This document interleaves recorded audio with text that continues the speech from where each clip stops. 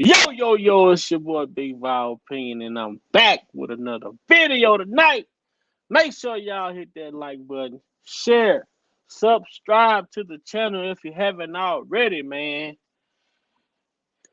If you would like to donate to the channel, as you see going across the bottom ticker, $ Big Val Opinion. If you want to contact me, you see the email, bigvalopinion88@gmail.com. How everyone doing today, tonight? Hope everyone had a blessed and wonderful day. Um, just coming on to just talk, you know. I don't have a particular subject matter, just conversation amongst the people that congregate over here in this congregation. What's up? How y'all doing? How y'all feeling? God chose us. He gave us another day. How's it going? How's everybody doing? Hope everybody's doing fine. Hope everybody's well. All is well. You hear me? Um, thank God for sparing us all to see another day. Um, you know, I ain't got too much going on tonight at work as usual. You know, been reading through the Twitter world, reading through the YouTube world. You know, doing my own little thing that I do, doing my own thing in my own lane, staying out the way. You know, Harry Way, what's up? Stay out the way. You know, I try my best to stay out of the way of people and do my own little thing that I do. You know, um, that'll save you a lot of headache. You know, just staying out the way. Uh, Gonna continue to pray for Kels and his attorneys. You know, um, right now they in a battle, and they in a battle they have been a battle against some real, you know, these people and the people they up against, man, these some real serious people. Nene B, what's up? Courtney Love, what's up? Did y'all?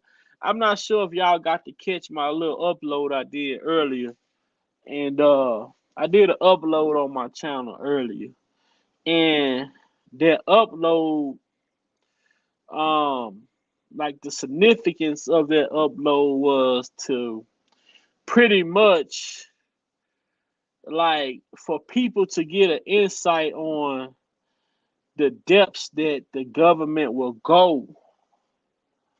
Like when we say, like, I want people to really understand. Monica, what's up? I want people to really understand when we say unlimited resources.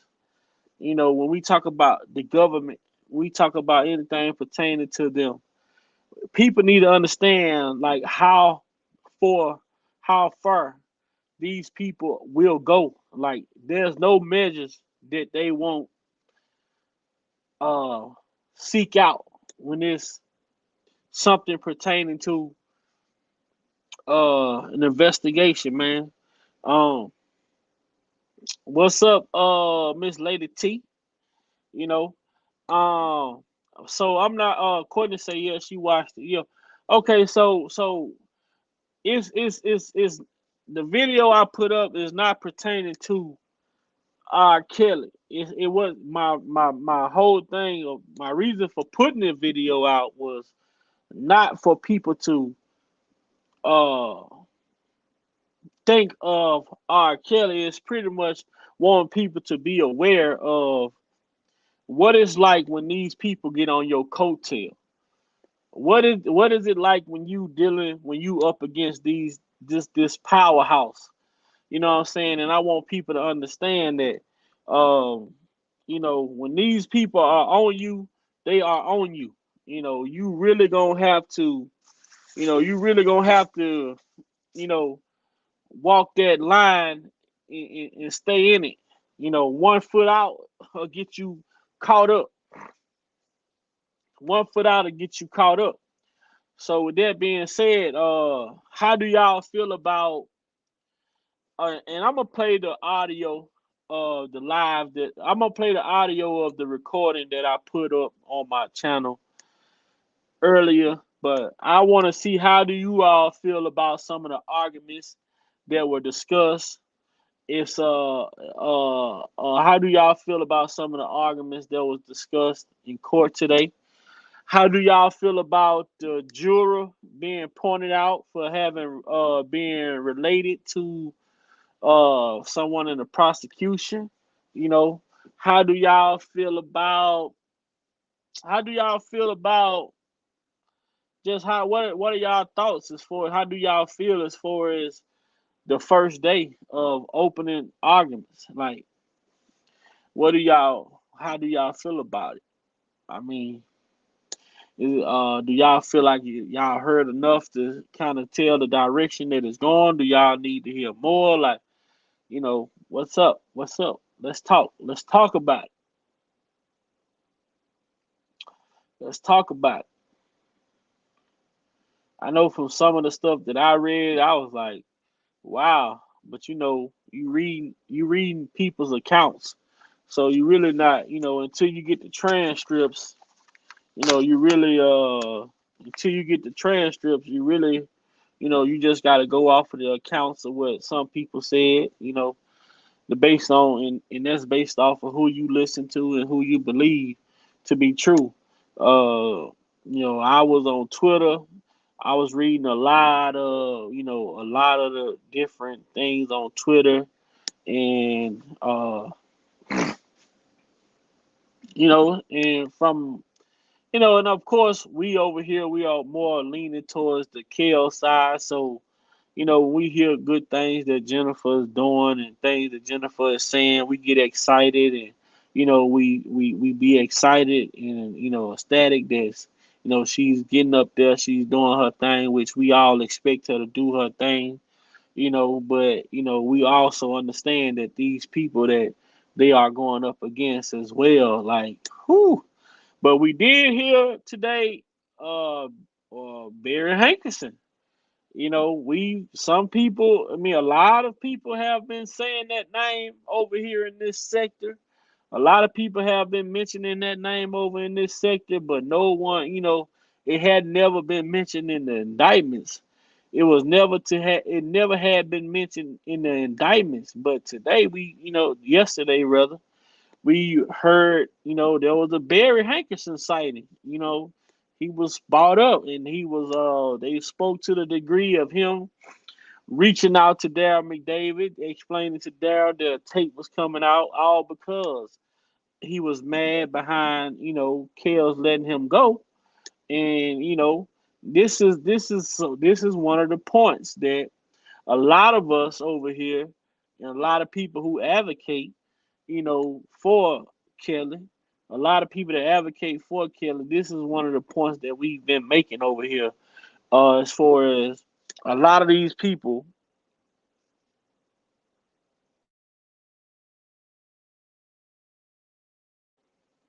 we've been making the point over here that a lot of these people have motives. What I'm saying? A lot of these people have vendettas against this brother Kels. A lot of these people have motives against our brother Kels Justin. What's up, Justin? A lot of people have motives against Kels.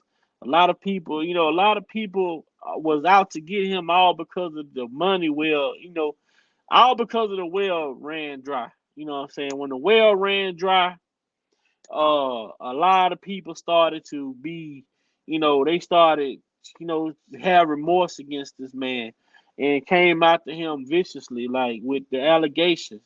According to say we have been saying Barry was a snake. Most definitely we have been speaking on Barry. We have been speaking on Barry and to the degree of what role he played. We all speculated that he had something to do with the tape.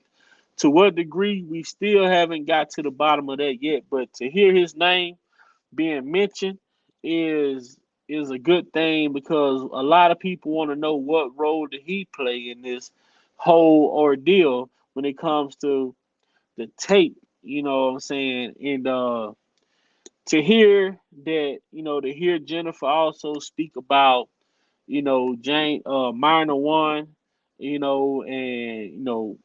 being investigated by the FBI, Child Family Services, and she, her stating that it wasn't her, that Robert would never do such a thing like that to her, and here we are now in 2022. You know, uh, minor one is expecting to testify now. The thing is, we have never heard about this allegation as far as minor one also the a cousin of minor one. So now it's like, you know, some of the things that we're hearing is starting to sound like, all why is it always these minors or these Jane Does, and then they bring a friend and this, that, and the third. Like, I mean, it is like, it seems to be like damn, it's like when you figure one thing out, then here come thing two. Uh, Courtney say hit the like for the late night people. Right, hit that like for the late night people. Just say Barry finally got mentioned. He played a huge role in the setup. Exactly, I agree. I agree. Barry did, but what I want y'all to do is I just want, like, a lot of the stuff we was hearing, like even with what I think honestly, and this is just my honest opinion.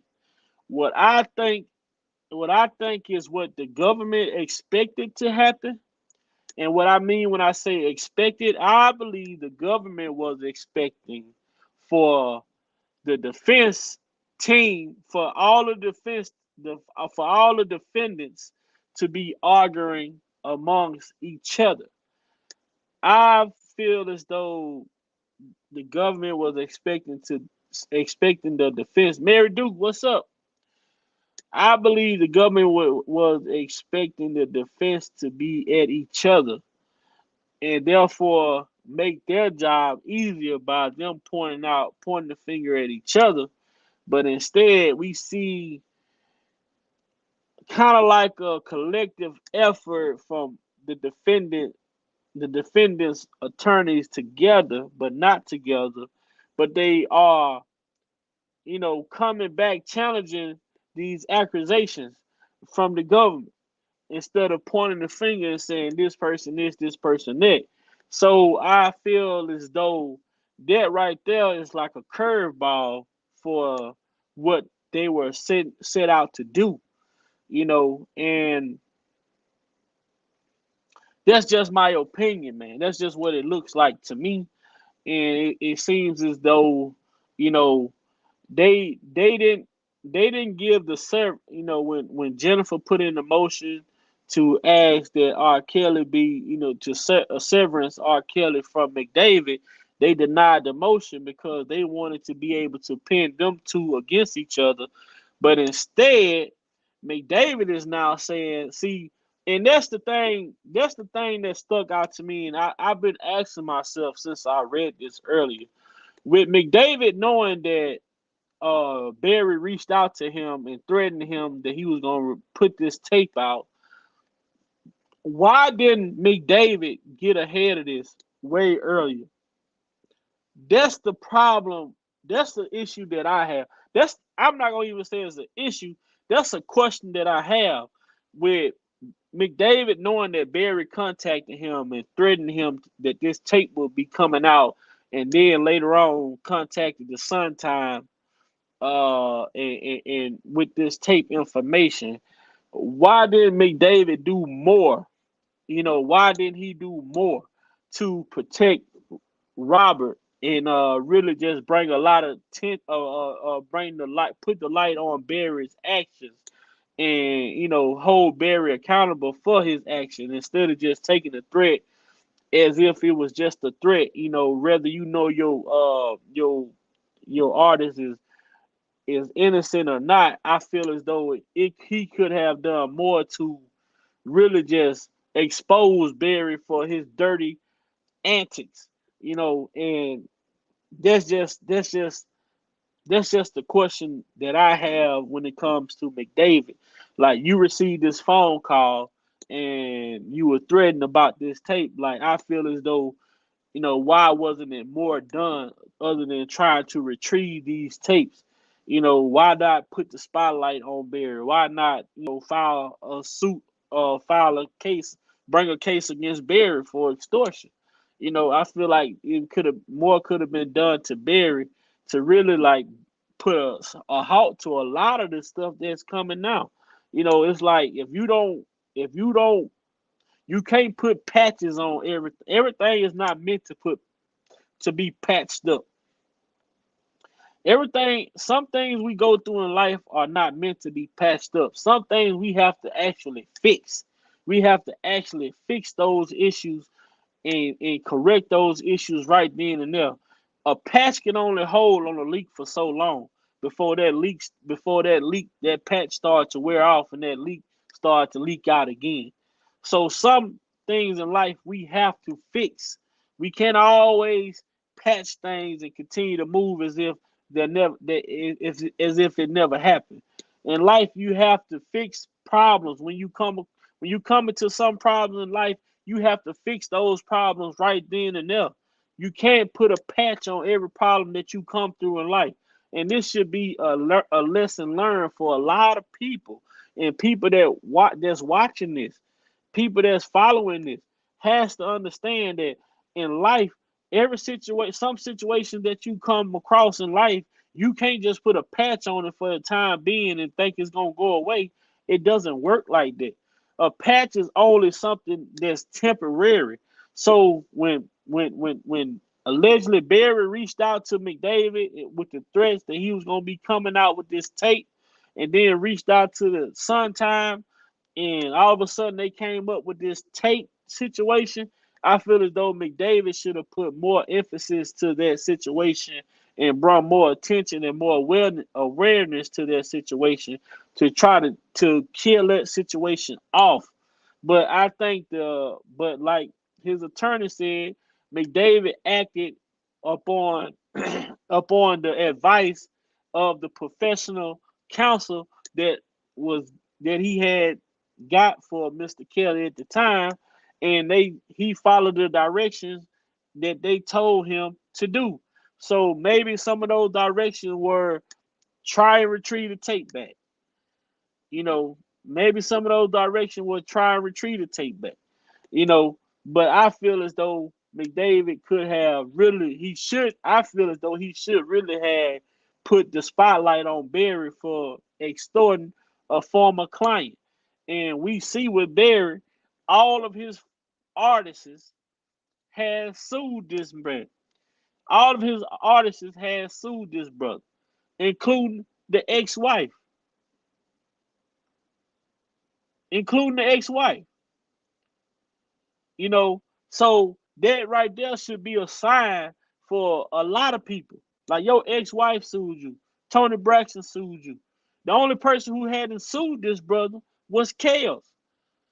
And why I believe Kels hadn't sued him was simply because the nature of his allegations, saying that, hey, I got these tapes on you and I'm gonna release this and this gonna damage your whole career, this, that, and the third, is probably one of the reasons why Kels didn't sue him like the rest of the people he managed did sue him. So, I mean, it'll be quite interesting to see where this goes. I'm interested in seeing where this goes. I'm interested in seeing if Barry even subpoena. I would love to see him explain this whole dynamic of this whole situation. I would love to see Barry try to explain the dynamics of this whole situation. You know, but like I said, the only question I would have for McDavid is, if you knew that Barry contacted you and threatened you that he was gonna be putting out this tape on your artist, why didn't you do more? to bring the spotlight on these allegations in this clear path of extortion that Barry Hankerson did and used against Kelly, all because he was no longer a part of R. Kelly's team. You know, what's up, Nothing Nice? What's up, Cooper Coop? But you know, I hope that the attorneys, Jean and Glossman, I mean Milton Brown attorney, I hope that these attorneys continue to, you know, bounce off each other, you know, work together and don't turn it into, you know, defendant versus defendant and continue to apply the pressure upon the government to produce, you know. And another thing what Jennifer said, you know, that I read, you know, these are accounts that I read from different sources, within Twitter and YouTube. Um, um, Speaking to the fact that um with with the minor testifying at this point under the notion of having full immunity, like that does make a big difference. That does make a difference. Like everybody is saying, like how does this person go all of these years admitting to like after being investigated by Child Family Services, the FBI's, everybody, you know, the family, everyone admitting that, you know, this this was not that type of situation. This was not the person, in fact, in this situation. Uh, DS, what's up? Welcome, welcome. Don't for Nothing Nice say my apology. Hello, Vi. What's up, Nothing Nice? Yeah, don't forget what Louis Farrakhan said about Barry. Barry is a very dangerous man. Barry is a very dangerous man. Nothing Nice say Junebug attorney is pointing fingers at Kel. I don't. I really. I ain't read. I gotta probably continue to read. I really didn't see. I just heard like he made it seem as if June made it seem as if, you know, he just, you know, he was just hired to do a job. He did his job, nothing else outside of his job duty, you know, and that was it. Lavish lady talk. What's up? What's up? What's up? Welcome. Um, but yeah, if these attorneys can hold it together and hold the government, you know, accountable and make them, you know, have to produce some of these allegations, because like Jennifer said, like this, when you give a person immunity, man, that's a big deal. Like that's a big deal. For someone to have immunity, that's a big deal, especially if it's someone who's gave statements and affidavits under oath before and admitted to you know, certain things, and now here it is, you know, when it comes back around now, you know, they hold if their story has changed. We don't know if the story has changed or not. You know, we can only speculate. At this point, we can only speculate. You know, what may be the issue, what may be different. How could they charge the family if they kept their story?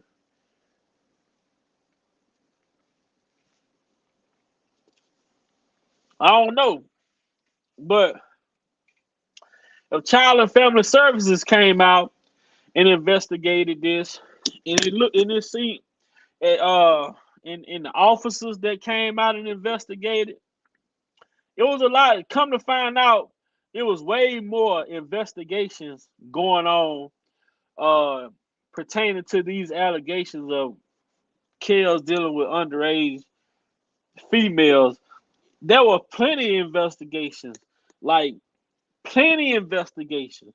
I mean, it seems as if they was investigating this situation like frequently. You know, there were always investigations when you talk about police, even the police encounters, the FBI. Like it was so many. Like they talk about different times they investigated these accusations and come back and come to find that, you know, there was nothing that they could do or nothing that put them nothing. There was no information that they gathered that would cause them to charge this brother, or you know what I'm saying, to charge this brother. Now we seeing it, we hearing about it, that this trial has come about all the time that they was investigating this man unknowingly to him. So how can you say that he bribing, or he bribing someone, or he obstructing someone, if he didn't even know these investigations was going on? They were I mean, listen, man, y'all go back and read, and when the transcripts come out, we would hear about like several accounts where the family of this young lady was investigated, and no one knew about this, you know. So if that mean if he gonna obstruct or he gonna bribe, like what was that when y'all was doing these private investigations? You know, a lot of this stuff, man, it's sad, man. It's sad, but I put a clip up earlier on my YouTube channel, but it's only a part of it I really care. There's only a part that I really want y'all to listen to, you know, most definitely. Has blockbuster implications into the murder of Tupac Shakur.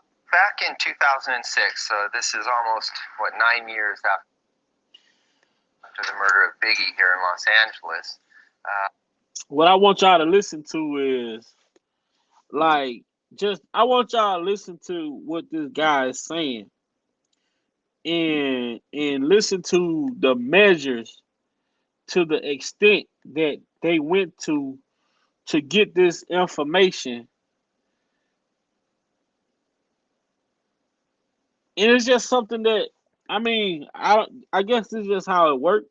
Do I agree with it? No, but I guess this is how they operate. So let's listen.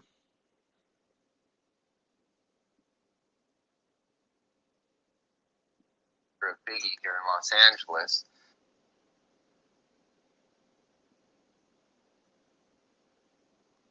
Into the murder of Tupac Shakur.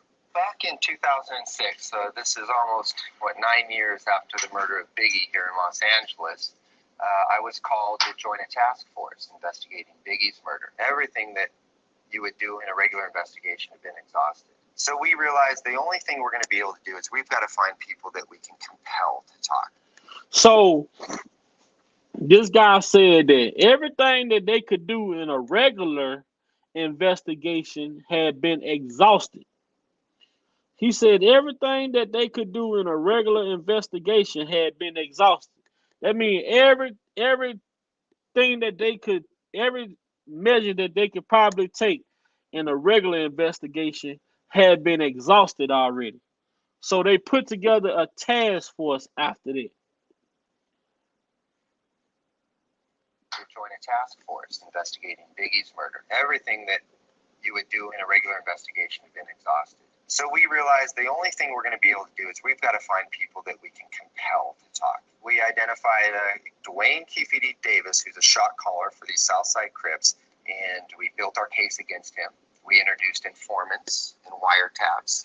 So after they exhausted everything that they could do in a regular investigation, they had to find a way to compel someone.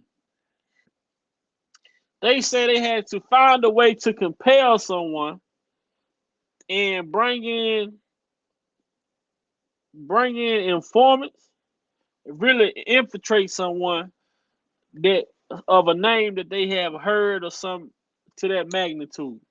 But just like this is what I really wanted people to listen to, as far as the way that they move.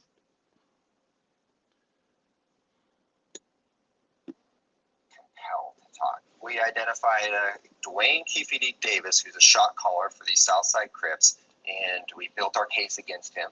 We introduced informants and wiretaps and began to purchase narcotics from him so that we could get an airtight case against him.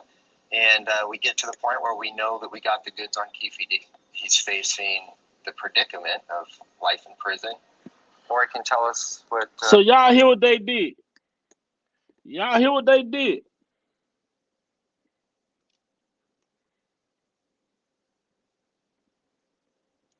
Did y'all hear what they did? What they did?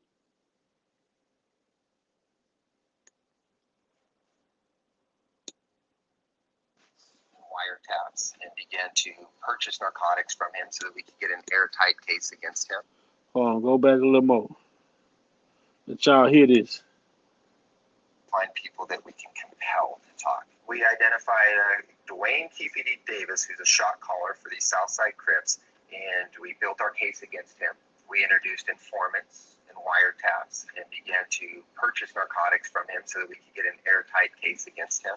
And we get to the point where we know that we got the goods on Keefe D. He's facing the predicament of life in prison, or he can tell us what we need to know. Our first questions were about Biggie Small's murder, and he basically says, "Listen, I can't help you much on that. I think Suge probably had something to do with that. That wasn't us. However, I can tell you about something that was us, and that's how we get to the Tupac Shakur murder."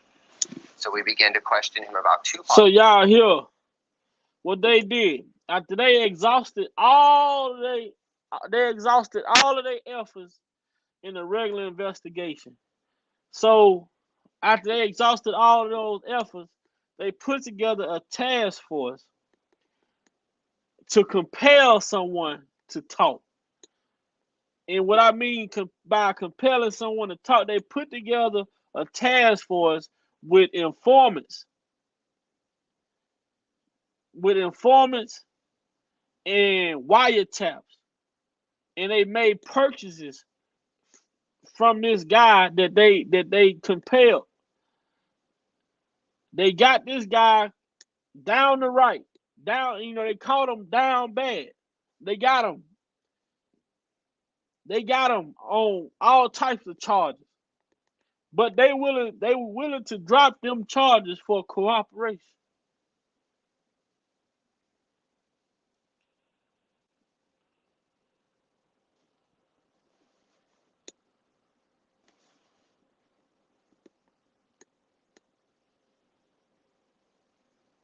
For these Southside Crips, and we built our case against him. We introduced informants and wiretaps and began to purchase narcotics from him so that we could get an airtight case against him. And we get to the point where we know that we got the goods on Keefe D. He's facing the predicament of life in prison, or he can tell us what we need to know. Our first questions were about Biggie Small's murder, and he basically says, "Listen, I can't help you much on that. I think Suge probably had something to do with that. That wasn't us. However, I can tell you about something that was us, and that's how we get to the Tupac Shakur murder." So we began to question him about Tupac's murder, and then he divulges the whole history of his relationship with Bad Boy, how things were spiraling out of control in the conflict between Suge Knight and Puffy. And Puffy was scared out of his wits. He knew that Suge was going to ultimately get him, hunt him down. And so out of desperation, Puffy solicits the murder of Tupac and Suge Knight. That's a serious allegation. It's not something that we took lightly. Detective Caden says that proof of his theory is provided in the information that Keefe D. Davis gave in exchange for leniency in his drug case. When you're out in New York, is that when you meet Puff out there? No. He took a party at the little club down in Santa Monica. Paradise. That's where I met. First day I met Puff. Phone was scared. Period. And he's like, "Man, I'm gonna get rid of him, man." So he tells you seriously, man, I need to get rid of this guy too. So he's like, "Kill both of them." Yeah. We were on the building. So this is all Puffy's doing. Yeah. If that boy, Greg Kading, who was working on the Biggie Smalls murder case, stumbled upon information. It's like, for me though, when I was watching this, man, and when I hear a guy speak to the point to, like, as the government, like, After they compare all of their resources, what's up, Corey? What's up, EJ? Once they compared all they once, like I think about this Kels case, once they compared all their resources, now it's like they gon' go to whatever measure they has to go to to get something. You know what I'm saying? To get something. But in this case, what we were just listening to, which I put the audio up earlier on my, I posted it to my YouTube channel. After they after they went through all of the measures they had, they put together a task force to compel somebody to come forward. And then this compelling they did, they brung in informants and wiretaps and made transactions from a guy who was involved with the Crips at the time that was supposed to have been into it with uh Tupac. You know what I'm saying? So now with them compelling somebody, they went out and the government sought out this guy, Keefe D. They went and found Keefe D. They went and looked into what Keefe D was doing. They found out that Keefe D was selling narcotics. Then they put together, they brung in an informant, and then they put a wiretap to, and they made transactions, sales with Keefe D. They got him on the phone making transactions back from New York to LA. Once they built up enough evidence, they came in and scooped him up and brought him down and say, look, this is what we got on you. This is what we have on you. We have enough info on you to put you away for life. But if you give us what we want, we can do away with all these crimes that you have committed. Just like the government is allowing these women to extort R. Kelly for money, but willing to turn a blind eye if testify against him. Exactly. That's exactly. This is my whole point. This is my whole point. That's my whole point right there, DS. That is my whole point that I'm getting to when we talk about this whole Kels thing.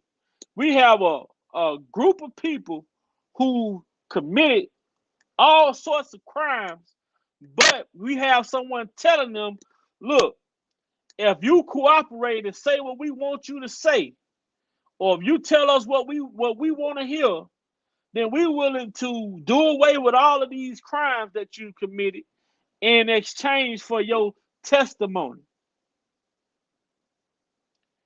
And this is the dirt. This is the measures. When you have to take measures like this, it proves to how as a citizen in this country you supposed to feel comfortable when these are the measures, these are the extreme measures that these people are willing to go, even if it's true or false. But long as someone willing to say what it is that they need to hear and what they need you to say, they are willing to look over the fact that these people have committed crimes.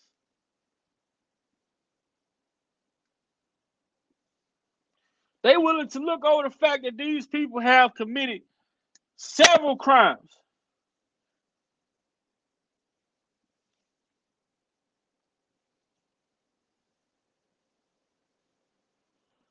You see what I'm saying? So now when we look at some of these people involved in this RSK, and you see these people criminal history, now you see why. But they also give these people immunity. So if they get caught up lying and they perjure themselves, they still won't face charges.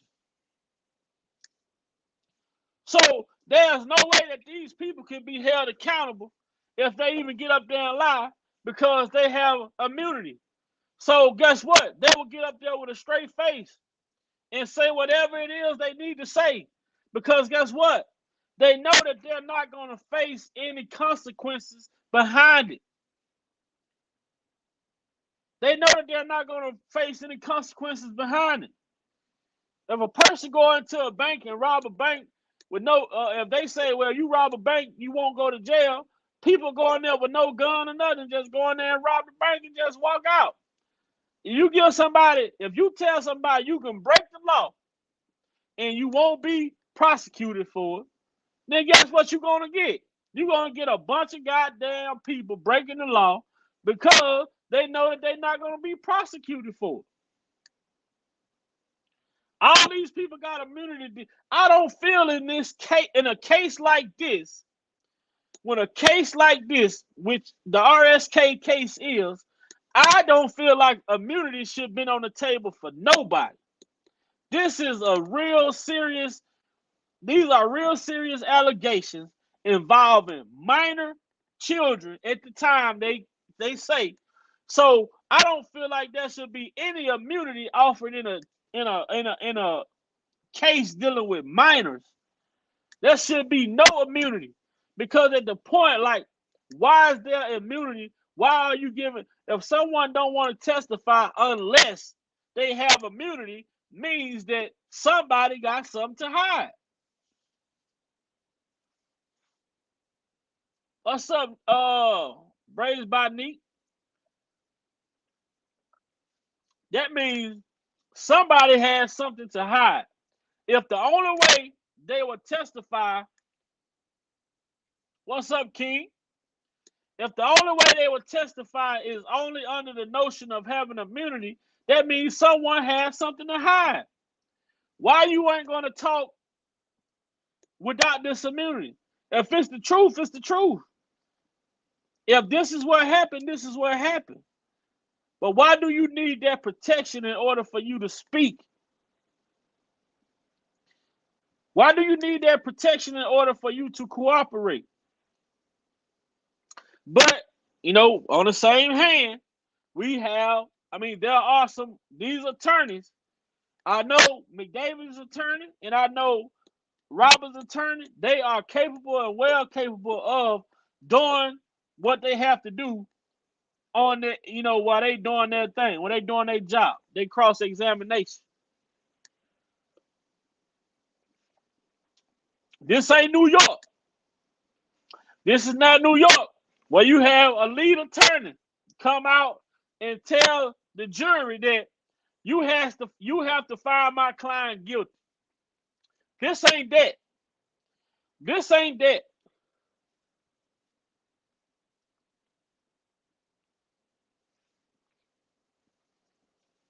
This ain't finna be what it was in New York. This is finna be a fight. This is finna be a fight. Can it? He had his hands tied behind his back on information. He had his hands tied behind his back with the assistant, with the other attorney coming in contact with the one of the accusers. Come on now. Yes, Lisa Van Adler admitted she slept with a minor with a straight face, but no criminal charges on her. Exactly. She sat on Vlad. She even on Vlad said the same thing. On Vlad. Lisa Van Allen also said that on Vlad that she slept with a minor. Also, DS, JP said that she slept with Bubba, which Bubba was an adult male. And she claiming to have been a minor when she dealt with Kelly. So, was you a minor when you dealt with Bubba? Now all of a sudden, minor one. Now she the brother cousin over there. Make that make sense. Now we ain't heard that nowhere until now. You dealt with minor one and minor one cousin.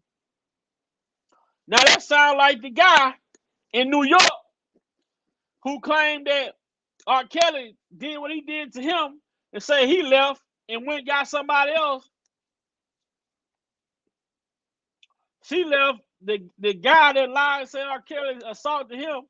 Say R. Kelly, he left and went and found somebody else and came back, and they all three was having fun with each other.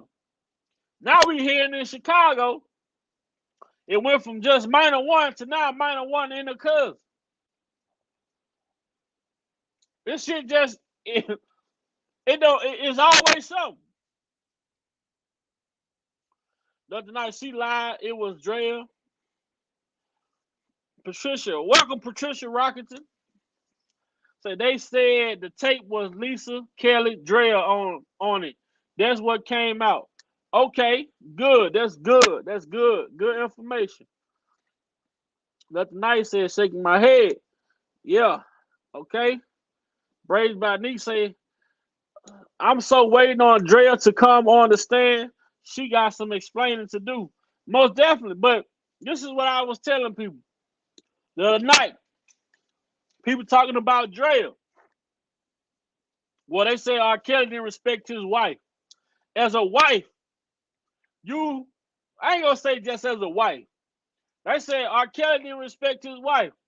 But as a person, as a human being, first, you must demand your respect.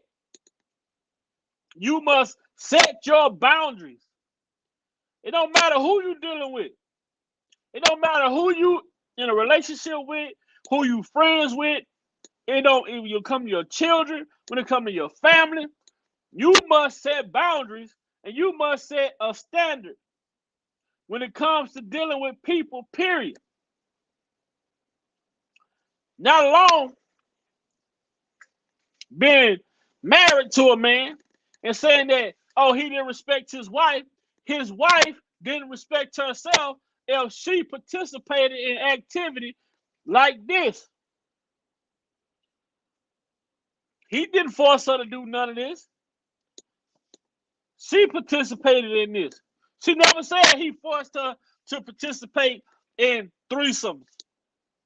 You know what I'm saying? She never said he forced her to participate in foursomes.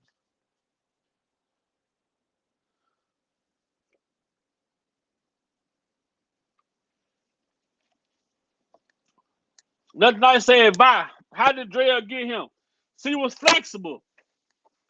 She was dancing, doing the same thing.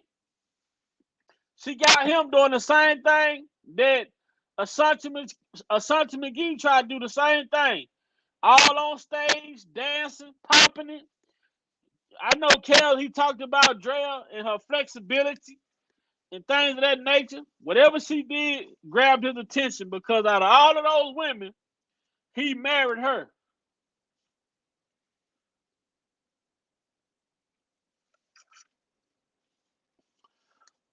Braids by Nick said, Drea was grown, Lisa was grown. So where the damn multiple kids come from? The kids come from, now this is what I believe. This is just me. This is just me.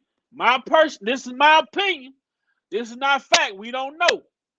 I think the kids come from when Kelly separated himself from Barry and Sparkles and those people.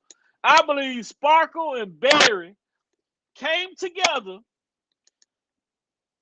and put something together. Then they implemented Jim, their goddess. And Jim Derogatis, you know, they didn't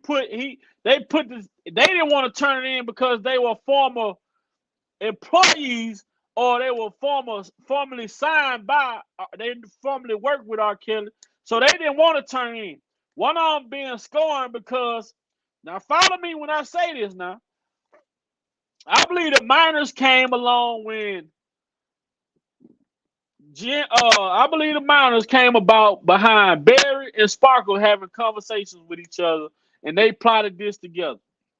Then I believe what happened is that Barry and Sparkle knew that they couldn't bring the tape out Because if they brought the tape out, then automatically it would look like revenge. You know, it would automatically say revenge. If Barry would have turned the tape into the authority, if Sparkle would have turned the tape into the authority, the first thing would have came out is like what the motive of them doing it, being that he fired Barry and he cut ties with Sparkle. Now that with both of those two people being cut loose, it create motive for them to come forward saying that, oh, it's a tape now. So what they did, they conspired together, Barry and Sparkle, to go and to find somebody to get that tape to.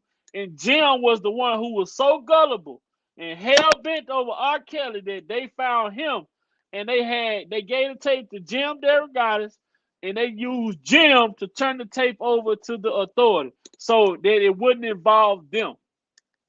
So it looked like it wouldn't have nothing to do with them two, Barry and Sparkle. That's just my theory. That's my theory.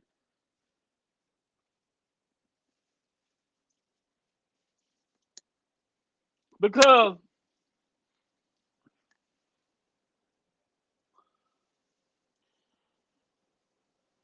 she was doing it before he married her. I believe that too. Nothing nice. Barry Hankins, Sparkle, Jimmy D, Demetri. Yeah, I believe that too.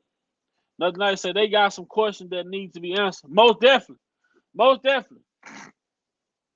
I feel as though Barry and Sparkle knew that that would draw a lot of negative attention by them, either one of them bringing that tape to the authority. So what they did was they went and found somebody who wouldn't be questioned, or they would look at how did you come about this tape? How did you come about this information? And another thing I want to talk about. How the hell is Jim Derogatis interviewing alleged victims, and this motherfucker don't have no credentials besides being a music critic?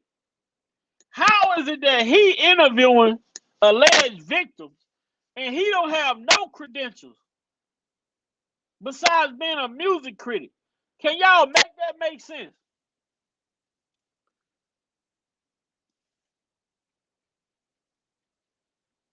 This man on the interview saying that he interviewed the alleged victim like he's a goddamn detective or somebody.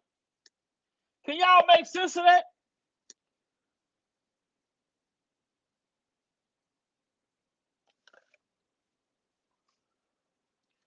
Who is him? Who is him to be interviewing alleged victims? Jim Derogatis? You are a music critic. You are not an investigator. You're not a prosecutor. You're not a police officer. You're not none of that. So what the hell was he doing investigating alleged victims for? I don't get that. That's a problem with me. That's a problem for me.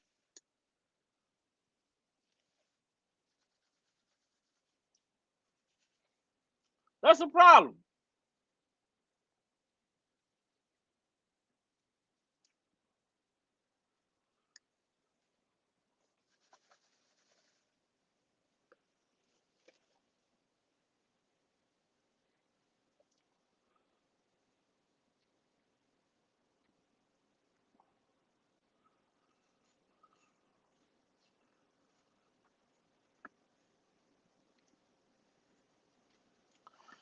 I don't know, man.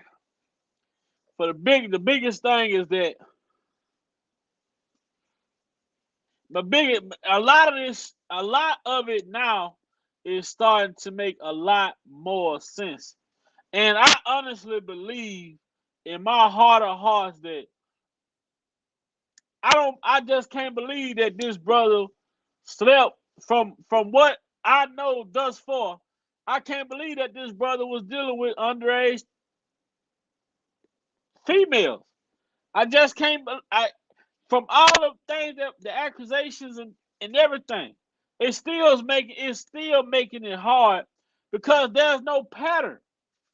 These are isolated incidents that they trying to say were patterns, but there's no pattern of this man dealing with underage females. The only person they try to go back to is Aaliyah, and they try to compare Aaliyah to the minor that they claim it to be. That's another thing. How can you say someone a minor that you allegedly say you can't identify? Make that make sense.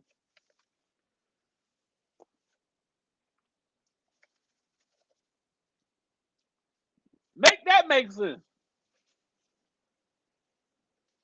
The government say that they can't identify the person on the tape, the identity nor the age of the person on the tape. So how could they just assume that it's a minor?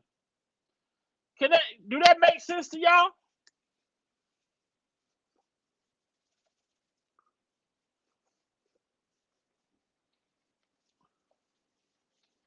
Do that make sense? Do that make sense? Am I the only one? Thank you. They say they can't authenticate the tape. They can't authenticate the tapes. They can't determine the age of the female on the tape. But all of a sudden the tape is missing. Then they claiming that it's the tape. The tape that's missing, they claiming that that's the tape that was bought back by McDavid and Kell. But if y'all say y'all can't identify, so that's the tape that was bought back by McDavid and Kelly. How did y'all investigate the tape in 2015 and then turn around and investigate it again in 2018? I'm trying to make sense of this thing, that this is shit that's the government is saying. How can they call somebody a minor that they can't even identify? Red flag. How can someone be a minor if you can't identify, or you don't even know the authenticity of even the video that you are even saying that this person is depicted in?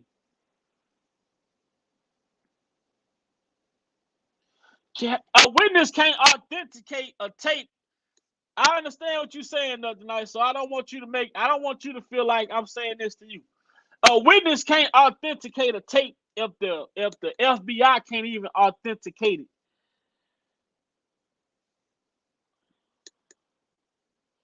In that case, it would have been a lot of girls at the school coming forward, but he was going there to see his music teacher or the lady they taught him how to play the piano. Mr. Lena McLean, Miss McLean, I think that was her name. I think that's what's the name. Alvaro say McDavid said that's not the tape from 2008. Right. That part.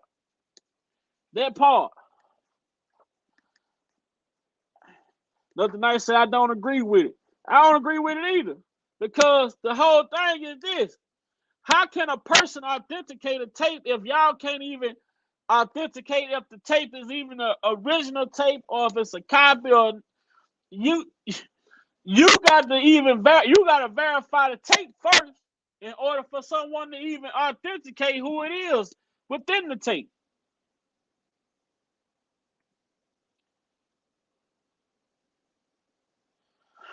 I agree with you. I'm agreeing with you. I'm agreeing with you. Nothing Nice. We on the same page. Trust me. We on the same page. We on the same page. Nothing Nice. Most definitely. But they saying that there was a pattern that this man prayed. Why, if he preyed on young individuals, young minors, or all this, that, and third, why is all of this shit predicated around one minor? One minor. What's up, Linda? Why is all of this shit predicated around one minor?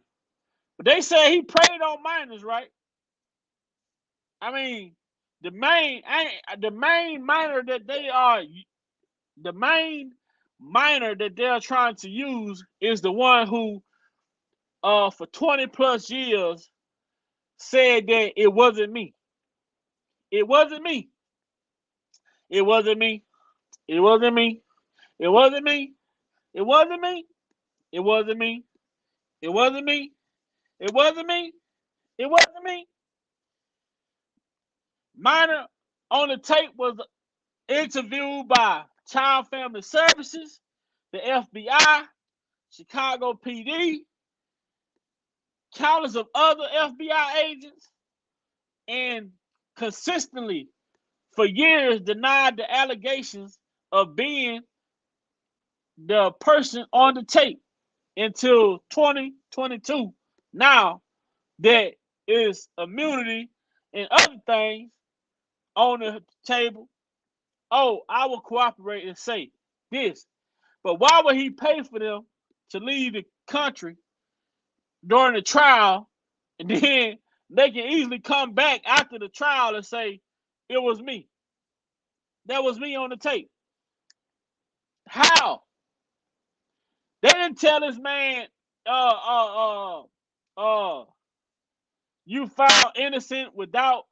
Nah, I don't. If I'm wrong, somebody let me know. If I'm wrong, somebody let me know. But they said if you found innocent without prejudice, that they can never try you again? Or is it that if you were found innocent with prejudice, they can never try you, they can never try the case again? I'm not, it's been a minute since I looked over that information. But if they they should have found, hopefully this time around, he's found innocence without prejudice. I think it's without prejudice, which means that they can never try this case again. They try to make it seem like it's a different case. It ain't the same case. It ain't the same tape. But man, this is all the same shit, man. Where Jane Doe friend come? That's all of it. All of this is new. You know, now all of a sudden it's a cousin. It's all these different people. But hey, we still early in the case. We still early in the case. I trust in Jennifer. I trust in the attorneys on the defense side to do their job, to hold it down, to hold the government accountable, make the government prove their accusations, and let the evidence play out. Let the evidence play out. We're going to let the evidence play out.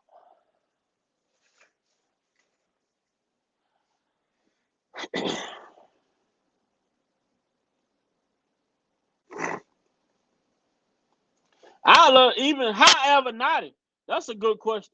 How did Avenatti even get these tapes? How did Avenatti get his hands on any tapes? Who carried the tapes across state line? Huh? That makes me question. Now, that's another question. How did Avenatti get those tapes? Who carried those tapes across state lines and delivered them to Avenatti in California? Could it have been Don Russell? Got a hold of some tapes. Assume that they were minors. Assume that it was a minor. Then took those tapes all the way to California. Hand delivered those tapes to Avenatti. Avenatti came back, boom, with the allegations. The same way he did Nike, the same way he did Trump. Hey, how did Avenatti get the tapes?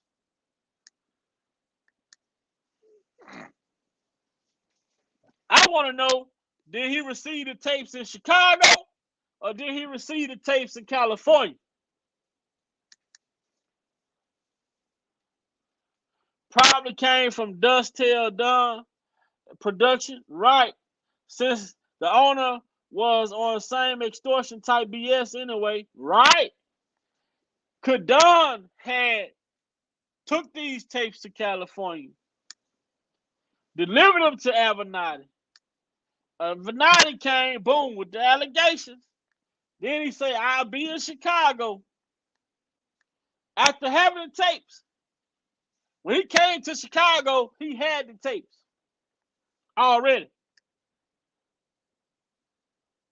Said, hell, Daryl Johnson problem. I believe your boy. I believe Don was in with Barry. Allegedly. I believe Don was in with Barry. Which Barry and Sparkle was in together.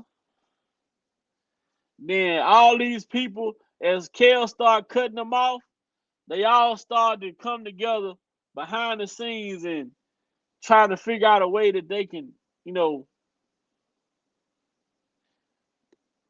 break this thing apart. But it's sad. It's sad to see that a person would have to go through these type of things, at a point in their career where they supposed to be getting ready to retire, sit back and enjoy their generational wealth, live off the land and just, live out the rest of their life. And this is what you have to go through. This is what success for a black man look like in this country.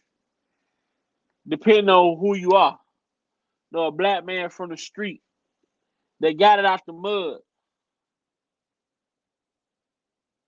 This is what you have to go through. You got to fight twice as hard to prove that you innocent. When they doing smear campaigns all over the media networks, all over the news networks, all over social media platforms.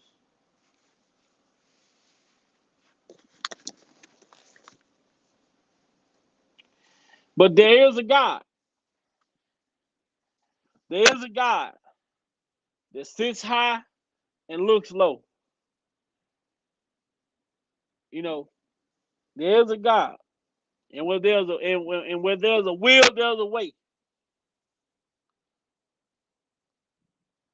It may not look too good. It's gonna be cloudy. It's gonna rain. It's gonna storm. That's life. In life, you're gonna come into storms.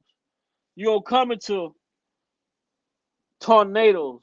You're gonna come into hurricanes. You're gonna come into floods. You're gonna come into earthquakes. You're gonna come into tsunamis. You're gonna come across those things. But all of that too shall pass, man. All of that's gonna pass. I know Ash feels stupid they used her just to go back to these damn tapes again, but I thought she was the smart one. Right. She was so smart. She was so smart. She took the bait. You know what I'm saying? Sometimes you have to find the weakest link. You know what I'm saying? You got to find the weakest link. Your chain pop off on your bike. You put that chain back on. But if you try to go fast again, guess what? That chain gonna pop again. DS said he passed through TSA with child porn. Most definitely. He probably got escorted. Michael Avenatti got escorted through the airport. He done stole so much money off his clients. He flying first class. He probably got that blue skies DS. You got that blue skies. You just come in, they scan your eyes, you just keep walking. You go straight in. You know what I'm saying? TSA got that blue sky thing. You play for that. You ain't never got to wait in line. You just come in, you scan your eyes, boom, you go right through the line, keep on going.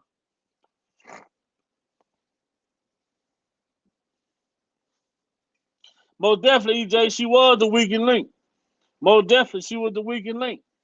As was the weakest link. But like I say, man, in life we gonna come against storms, and it's crazy that this brother Kels has been trying to weather the same storm. What's up, Gail Hardaway? It's crazy that Kels has been trying to weather this same storm for all these years. You know what I'm saying? But I don't know. Hopefully, man, I don't have my other phone on me right now, man. I don't even see Miss Lady T. You still in here? I need someone to look something up for me, but I don't have it. Y'all can put it in the chat. But I'm trying to look up, you know, the difference between winning the case with prejudice and winning the case without prejudice. If somebody can look it up and put it in the chat, because Kels, once he win this case this time, they need to bury this case once and for all, man, so that these people don't bring this shit out again in 2045. Hopefully, 2045 they come back out with the same case again.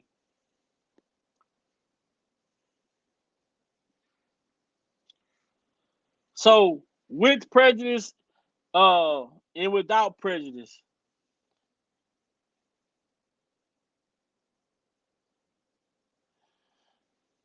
Hold on, cause I can't check my email. I can't check my email, Linda, cause I'm using the same. Hold on. I'm on the same device. I ain't got my other device tonight, so I'm only on this one device. Right. The way they look, if he beat this trial right now, and they'll probably be coming at him again in 2045 for the same shit, just in a different way. They'll be coming back they're coming back again in 2045 with the same case, but a different way.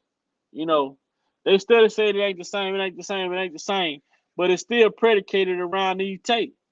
Make that make sense? So then they also brought in a expert supposed to. Did y'all see the shit that this Turner guy, the man got his degree from Everest, man. Phoenix. I mean, I think it was Phoenix, not Everest, not Everest. The man got his degree from Phoenix, the online college.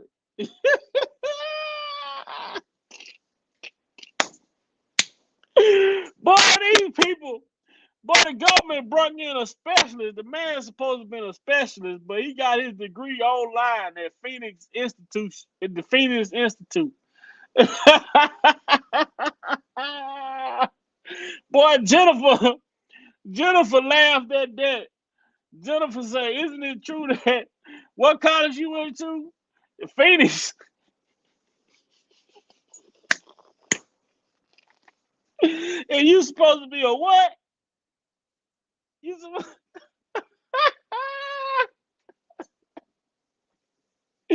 Man, come on, man. You gotta be more credible than that. You gotta be more credible than that. You went to Phoenix. Your goddamn cousin could have did your work. Your goddamn old lady could have did your work for you. Anybody could have did your work. You know what I'm saying? Yes, we want justice. Free R. Kelly ASAP, man. ASAP.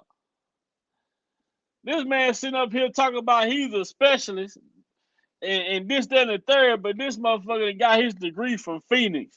They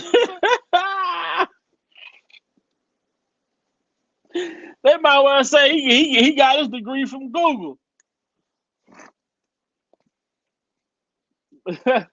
Online course. Man, come on, man. Yes, I believe that. I believe that it is, but they trying to pretend that it's not.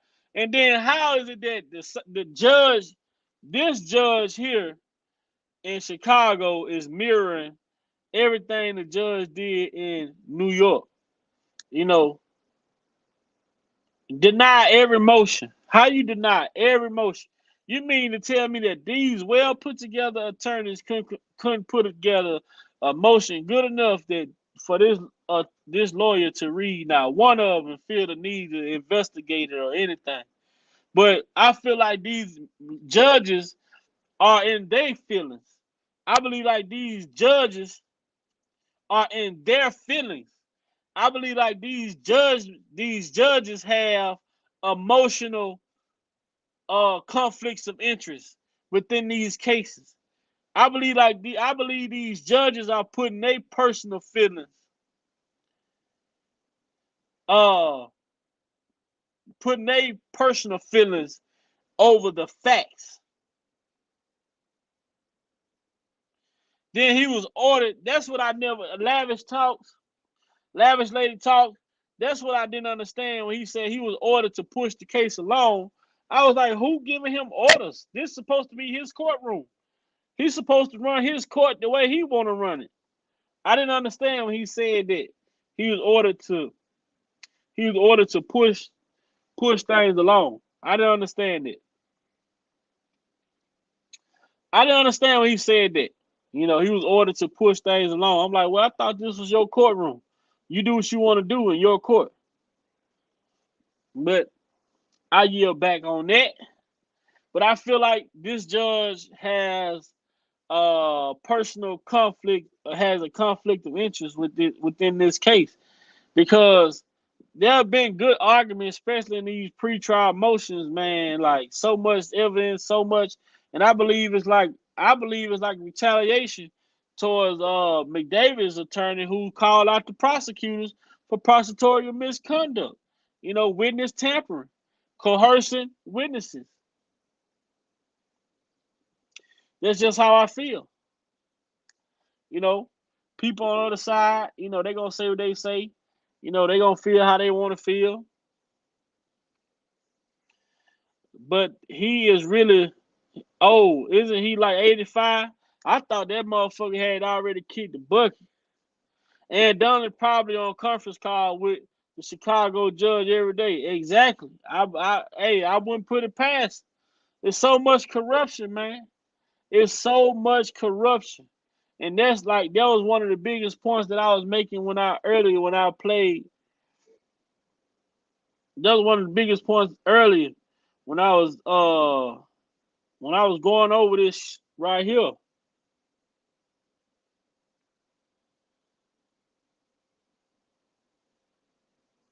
That he believes has blockbuster. Greg Caden, who was working on the Biggest Smalls murder case, stumbled upon information that he believes has blockbuster implications into the murder of Tupac Shakur. Back in 2006, so this is almost, 9 years after the murder of Biggie here in Los Angeles, I was called to join a task force investigating Biggie's murder. Everything that you would do in a regular investigation had been exhausted. So we realized the only thing we're going to be able to do is we've got to find people that we can compel to talk. We identified See what they say? I want y'all to understand what this man said. Everything that they could possibly do had been exhausted. So the government had to find people who they could compel to talk by force. By force. So is it possible that they are forcing people to testify? Listen to what he said.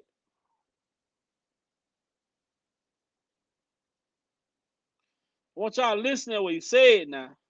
Listen closely. Can y'all hear? Has blockbuster implications into the murder of Tupac Shakur. Back in 2006, so this is almost, 9 years after the murder of Biggie here in Los Angeles, I was called to join a task force investigating Biggie's murder. Everything that you would do in a regular investigation had been exhausted. So we realized the only thing we're going to be able to do is we've got to find people that we can compel to talk. We identified Dwayne Keefe Davis, who's a shot caller for these Southside Crips, and we built our case against him. We introduced informants and wiretaps and began to purchase narcotics from him so that we could get an airtight case against him. And we get to the point where we know that we got the goods on Keefe. he's facing the predicament of life in prison, or he can tell us what we need to know. Our first questions were... Do you hear that? Do y'all hear that? Do y'all hear that?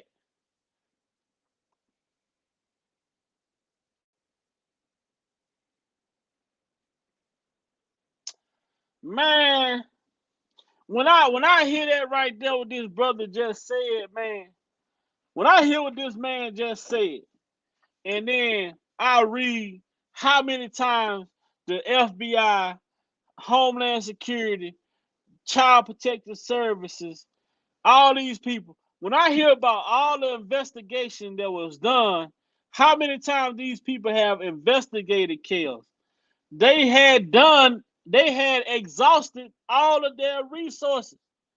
They had exhausted all of their investigations. They could not find nothing. They had investigated they had exhausted their investigation. After so long, investigation turned up nothing, investigation turning up nothing, investigation turning up nothing, investigating turning up nothing. They had exhausted all of their leads. They had exhausted all of their opportunities. So what was left for them to do? After all of these attempts to try and come up with something that kept falling on deaf ears, they had to figure out something that they could come up with. And that something that they had figured out was they had to find people that they could compel to cooperate. They had to find people that they could compel. They had to find people that they could compel to cooperate. And when they compel those people to cooperate, and how they compel those people to cooperate, they find someone that they may feel may know something or have something,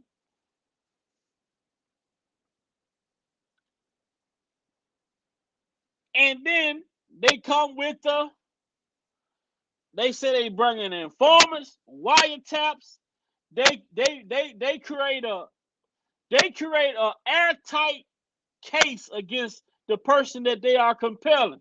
So they find someone, they bring all of this, they create all of this information. They gather all this information. So they create an airtight case against the person. Once they create an airtight case against that person, then they go after them to compel them and say, hey, this is what I got on you. This is the information I have. This is what you're facing. But if you are willing to participate or give us some information, we are willing to overlook these crimes for exchange for the information that you may have. So if someone constantly denies all allegations for over 20 years, and now here it is in 2022 that they are so now willing to talk, were they compelled to talk? That's a good question. Were they compelled to talk?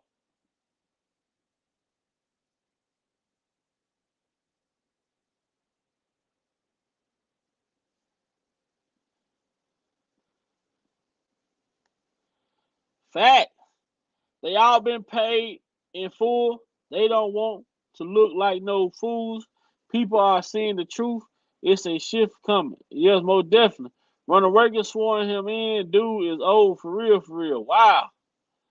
Linda said I looked it up when he said he was ordered to push the case. His answer to the Department of Justice. He answers to the Department of Justice. Okay. Lavish Lady Talk, yes, I agree. He is part of the ongoing, he's part of the go along, get along. Agree. Nothing nice saying Obama selected and nothing nice say bingo. DS said, hell yeah, they are. Linda said, he answered to the president of the Department of Justice. Okay. Gail Hardaway said, the judge for the government, but God is for RSK, Free Kelly. Exactly. Nothing nice say latest one in 2018 was the latest investigation that they found nothing. Chris, that's why their expert witness was a Phoenix University graduate. I found that so funny. Phoenix Phoenix University. I found that so funny that the dude graduated from Phoenix. Anybody could have did your goddamn work at home for you. Anybody, come on, man. You bring an expert witness with no experience, no nothing. Come on, that was funny. Yes, they are all forcing, coercing, bully. They will do anything. They are corrupt, most definitely. Nothing nice said, of course. Linda Alexandra. Can you look up the definition? Look up what it means to compel. Linda helping me out tonight. Linda, can you help me out? Linda Alexander. Can you help me out and put in the chat the definition, what it means to compel?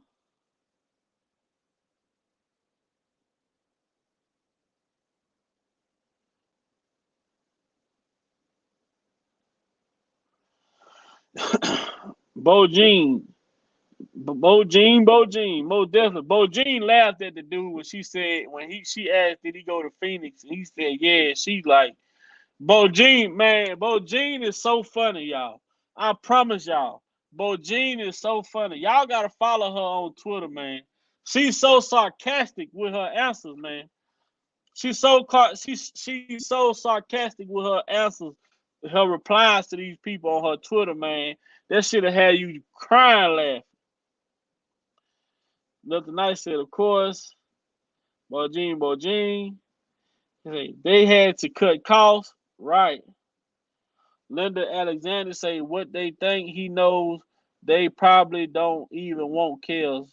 They want somebody he know.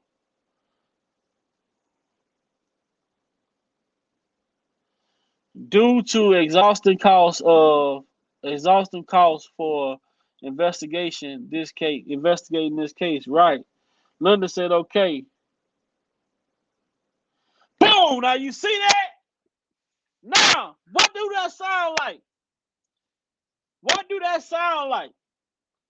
To compel someone. Now, don't it seem like the government has compelled these witnesses and alleged accusers? Come on, man. Come on.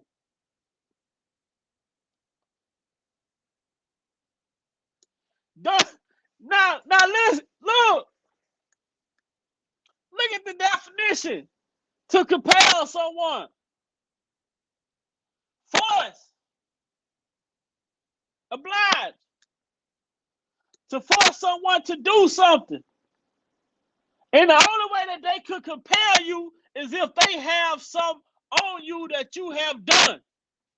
So, could it be possibly that someone has committed a crime? Could that crime have been a fraudulent PPP loan? Woo-hoo! Whoa! We see that all of a sudden there's a minor one allegedly has a non-profit organization, and we know that people start opening these non-profit organizations and things of that nature around the time that all this PPP loan money was going around. So could it be that they have some dirt on somebody? Could it be that they have some dirt on somebody to say, hey, we know that you got this, we know that you did this, we know that you did that.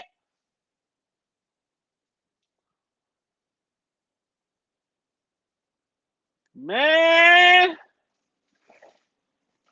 minor, the star witness in this case, the star witness in this case, could the star witness in this case have been compelled by these people?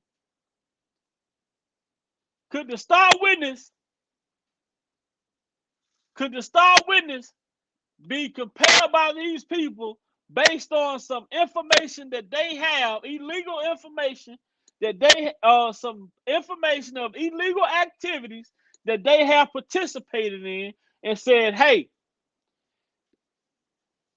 if you done this and if you done that, this, that, and the other, this is what you're facing.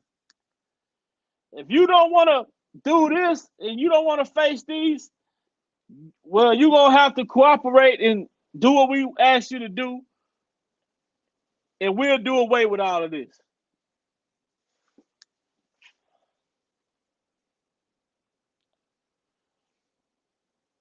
Something like that came out by the defense team. Man, boy,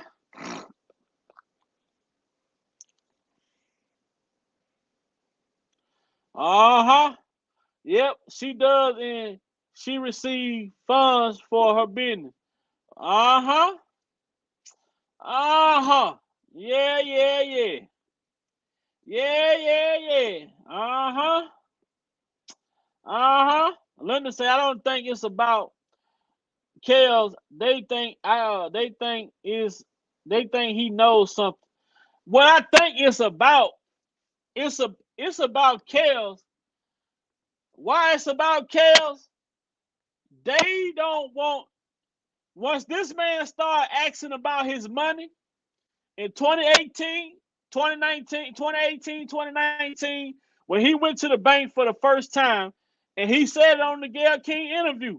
The first time he went to the bank forever, for the first time in his whole career, he went to the bank after 30 years and realized he only had $300,000. $300,000 in the bank. He started asking questions to where his money went, where the money was going.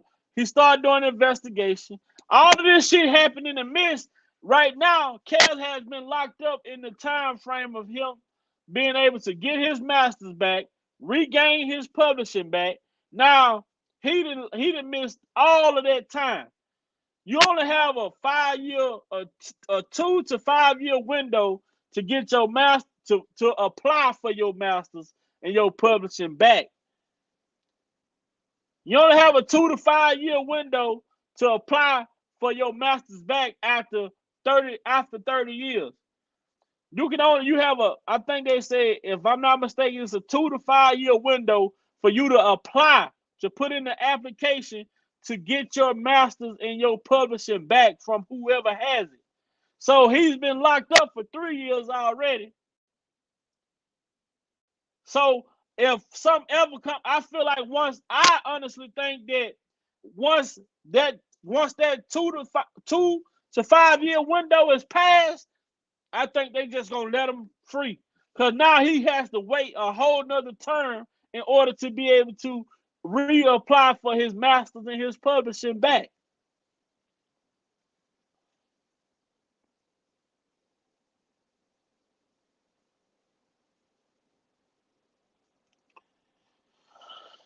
The government still covering up the Jeffrey Epstein case. Yeah, I don't think he's dead. I don't think Jeffrey Epstein dead. He had a lot of big time politicians scared. Yeah, I don't think Epstein is dead. Absolutely. And she just had a baby. I think so. That probably was used against her too. Probably so. Nothing nice say possibly the family PPP law. Yeah, it's about chaos master. I believe it's all about the money. The money that R. Kelly is worth is what this, I feel like, what it's about. The music, the masters, the money. Should say Roshana has a tattoo of Robert name with a heart on chest. She must just, I don't know what she must just got that. I heard it was Geronda Pace. I did hear Geronda supposed to been had a tattoo with the name, but then when got it covered up or something. I'm not sure. I'm not gonna say 100% that's accurate, but that's crazy. They would say Sony is behind this. I believe they had something to do with it, Sony. And that damn straight Lisa Van Act definitely got some fraudulent ish going on with her. Who knows what? Right? She always up to no good. Linda said he can do that. No, he can't. He can't do that in jail. And Jennifer can't apply for his masters or his publishing. He has to do that himself. No one can apply for his masters or his publishing, but him. He's the only one can do that.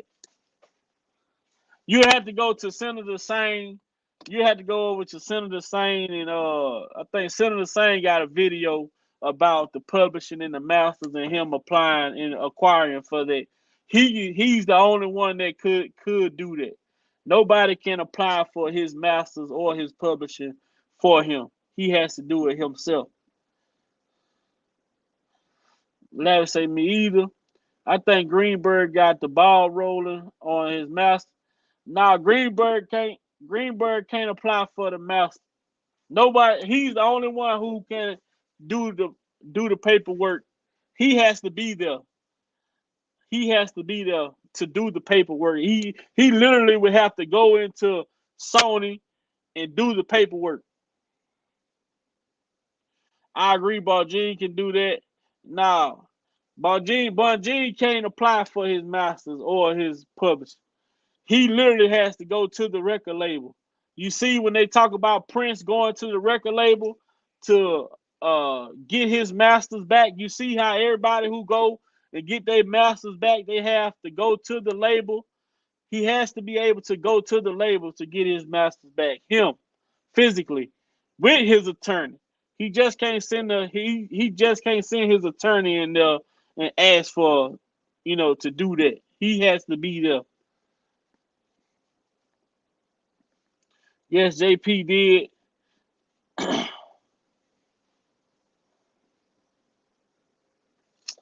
uh, it say yes, JP did. I think he did. Did that? Did I think he did that? How it started? He inquired. He inquired. He inquired about it. Keep our eyes open. Don't underestimate these crooks. People saying these are young prosecutors, but they have to learn how to play dirty. This is where they getting wrong teaching them right. The old ones, right. I agree. Are they still on YouTube? Senator Sane, yes. Senator Sane still on YouTube. Yep. Robert did that in the beginning. That's how it started. He went to the record label. Yeah, but it is he didn't make any progress with getting his masters back. Yeah, that's why if he would have made progress about getting the masters back. Now when they said now in Chicago, I mean in New York, when they sued him, when they sued him, they asked for they asked for they wanted $100,000. Then they came to Chicago. They wanted the restaurants and things of that nature that was purchased by Darren McDavid and things like that. Like he don't he don't own it. He don't own it. He don't have it. He don't have his publishing. He has to physically it's a process. I'm not I want man, y'all have to go and like YouTube. It's people on YouTube that break down the process of being able to and the only way you can buy your master, the only way you can get your masters back, you have to buy them back. How can he buy how was he able to buy his masters back without the money? He has to be able to he was gonna need the money. And that was the issue. financially he wasn't able to. He was gonna need the he was gonna need the finances. So that's why he had those albums, the fourth quarter reloaded. He had some stuff. He had some stuff in the vault that was gonna generate him some money to be able to, to be able to deal with these people.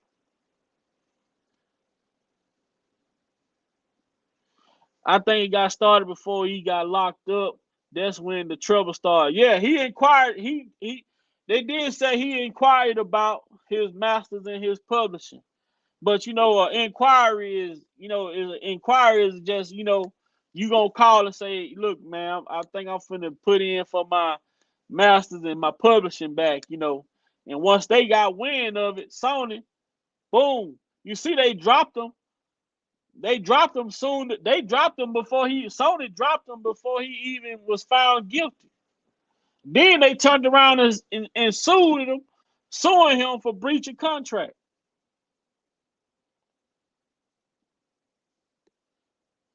They marching downtown today, which he was in court saying, "Free Robert, and we want his royalties." Most definitely, they want the royalties. And they say they froze the money, so I guess he gonna get his money back. He gonna get his money back from the New York Eastern District of New York because he illegally took his money. So I think he gonna be able to get that money back. But how long he gonna be able to keep it, I'm not sure. But I'm hearing since they illegally took the money, they gonna have to put the money back. I hope Ariel get up there and blast them by telling the truth that they had made her do this. I hope her and her mom denies this and they immediately dismissed this case. Yeah, I mean her mama just man I hope that every juror, every witness, and every person get up there just tell the truth. Just tell the truth. That's it, man. I hope everybody that get up there on that stand just tell the truth. That's it. Just tell the truth and be honest. You know, but these people, like you say, they have put the press on a lot of people. Boss baby. Hey, Pied Piper 321.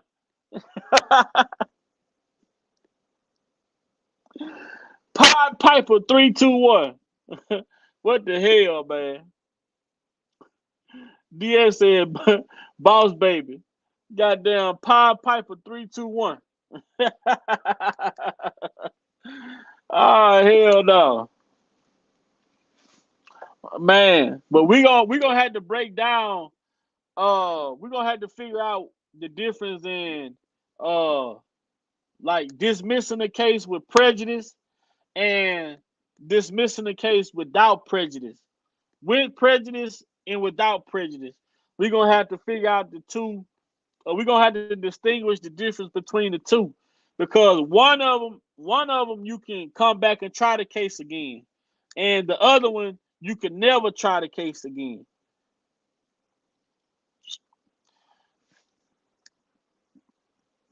It's just been a while since I talked about that part as far as the dismissing the case with prejudice and dismissing the case without prejudice.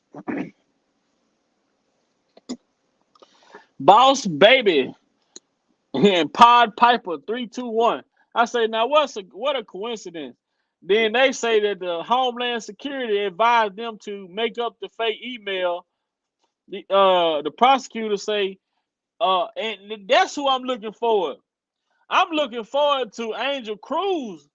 I'm looking forward to hearing Angel Cruz on the witness stand.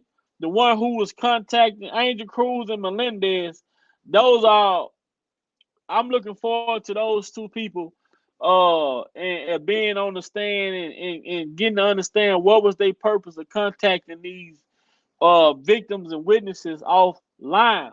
What was their purpose of talking to Derek Goddard off the record? I would love to hear that. I hope Rashana shop on all of them, including Sparkle, Jimmy D, and Lisa. Most definitely. I don't know how anyone would question someone denying something for 22 years and admiring it too. That doesn't make any sense to me at all. But when it's somebody like when they've been made, like I said last night when I was telling y'all, I say they feel like R. Kelly punched their ass in the mouth in 2008 and walked off. So they didn't went and tried to build their strength up, did some push-ups, went got a little boxing lessons, got a little kickboxing lessons. Now they coming back feeling like they got a now they coming back in 2022. You know, they feel like they been in the gym doing their push-ups, they didn't got their strength up, and they ain't got their stamina up. They feel like they stand a chance, they stand a fighting chance now. So now they want to come back for a rematch. You know, they got knocked out in '08. Now they coming back for a rematch in 22. Keep our eyes open. We don't want to underestimate these young prosecutors. They've been told this is where experience come in. The old crooks teaching them. They're up right now. Bo Jean woke too. Yeah, I believe this is you have to think like as a defense attorney, you have to think like a criminal, man. You have to know that these people on the prosecution gonna come in there with anything possible. Anything possible that makes sound or make sense. But where I feel, this is just my personal opinion, like I keep saying. I feel as though Bo Jean and the defense attorneys have the edge when these people are put on the stand. I believe that too, lavish lady. But I believe that when it all boils down, I believe Bo Jean and Glossman, the guy, Daryl's attorney and Milton attorney, I believe they have the advantage because the prosecutor can coach these people, but we also know pressure, bust, pipes.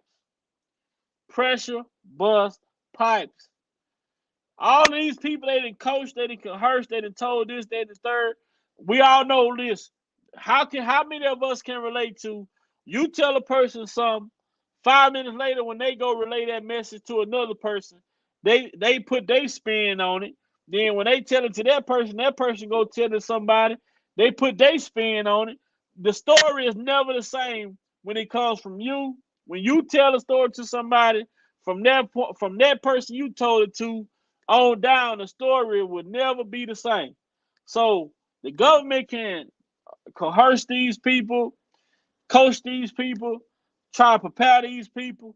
But when you get on that stand, they're pressure, bust, pipes. Pressure. That's what I'm gonna be tomorrow. I'm gonna be hashtagging on Twitter.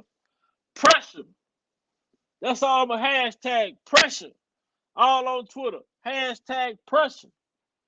On YouTube. Hashtag pressure. That's what I'm hashtagging. I'm hashtagging pressure. Pressure burst pipe, man. The government can do all the compelling and things, all that they want to do. But when them people, the government can't be on the stand with them. The government can't be on the stand with them. Prosecutors can't hold their hand on the stand. They gonna have to get on that stand and stand like a man or a woman that they are. And boy, when I say these defense attorneys pressure, these are defense attorneys straight pressure, straight pressure. These defense attorneys gonna bring that pressure. How the hell y'all get a expert witness up here that went to Phoenix University online and he's an expert? Man, these people crazy, boy. The defense team, these defense lawyers gonna bring that pressure. These people can be they've been coached, they've been coerced, they didn't rehearse and everything. But guess what? When that pressure on your ass, guess what? Any little crack is gonna flood. Hey, When that pressure on your ass, any little crack is gonna flood. When I say pressure, bust pipes.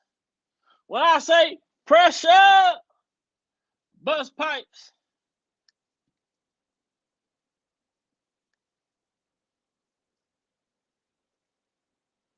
Right, it's time for them to get up there and face the music. Because that pressure gonna bust a pipe. Uh-huh. And when you and please, Judge, please, Mr. Judge, with all due respect, don't start with the sidebar and the redirecting. Let these defense attorneys do their thing. With prejudice mean it can't brought up. Okay, all right. So they need to dismiss this case with prejudice, which means it can't be brought up again. We need for this case to be dismissed this time with prejudice. We need this case to be dismissed, or we need acquittal with prejudice. However he win, however the win come, we need the win to be with prejudice. We need that W with prejudice, man, so that this cannot be brought up again. Thank you, Patricia, so much. Thank you so much. Thanks, Linda. Thanks, Nothing Nice. Thanks, everybody who's participating in the chat, dropping them gems in the chat, dropping their information in the chat for everybody to see. This is what it means. We need to win with prejudice so that they cannot come after this man again with this case no longer. We need to win with prejudice so they can no longer come after this brother about this case.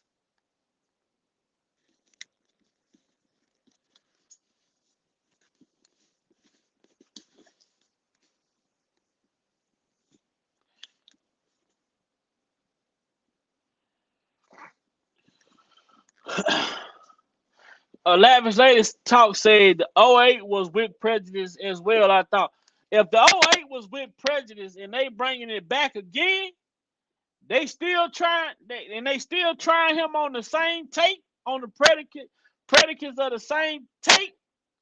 That should be an issue. That should be an issue.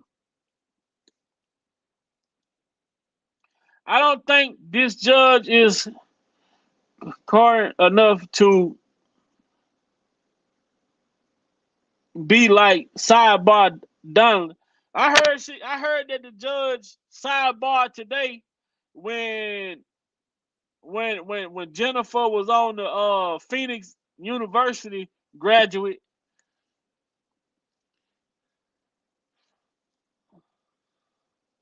Yes, they have dirt on all these liars. They're dirt. They've been in the streets, the hood, the government using all criminals for their needs, giving immunity deals. I agree. Linda, you're welcome. Thanks, Linda, again. Mozzie Black, what's up, Mozzie? What's happening with it, family? Right, right. The lie was new tapes, but they are not new tapes. Exactly. They played a dirty game. They played a dirty game this time around. But guess what? I believe in a God that sits high and looks low. I believe that God ain't gonna bring us nowhere just to leave us there. You know what I'm saying? I believe that the Lord that we serve, the Lord that I serve, He's a way maker, which means He will make a way out of no way. He will open doors that no man can open. He will break chains that no man can chain. I believe that I believe in a spirit that is so powerful. I believe in a spirit that is so powerful that I'm protected. No matter what the enemy throws to me, I shield myself in the name of Jesus each and every day, because I know that the enemy is out there waiting for me to get off course. I know that the enemy is out there waiting. But the enemy need to understand one thing. When I show up with the shield of Jesus. I'm protected in the armor of Jesus. I believe in the power.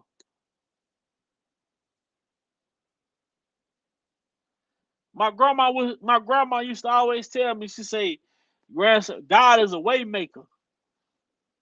So there's no need for you to worry, because God is a way maker."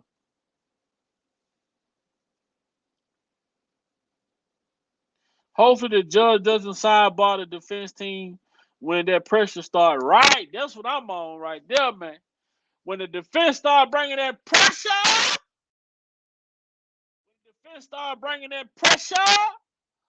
we need the judge to just fall asleep. Let the defense do their thing. That's right. He will break chains. God will break chains that no man can break. God will open doors that no man can open. God will move levees that no man can move. God will part seas that no man can part. God will open skies that no man can open. God is a mighty God, and he's a just God. See, like Kel said, I told people, man, he said something. And I'm going to say this before I get ready to get up out of here. When I heard Kel's on the interview say, I talk about this all the time. When I heard Kel's on his interview say, I don't tell God about my problems. I tell my problems about the God I serve. I said, what did I just hear? I had to rewind it back. I had to go back. I had to go back. I had to rewind back a little bit to hear what he said. He said, I don't tell God about my problems. Instead, I tell my problems about the God I serve. I said, you know what, Big Vi? You've been doing it wrong. You've been doing it wrong. How many of us can admit that we've been doing it wrong? How many of us can admit that we've been going to God about our problems? Instead, we should have been going to our problems, telling our problems about the God that we serve. For Kels to have that level of understanding,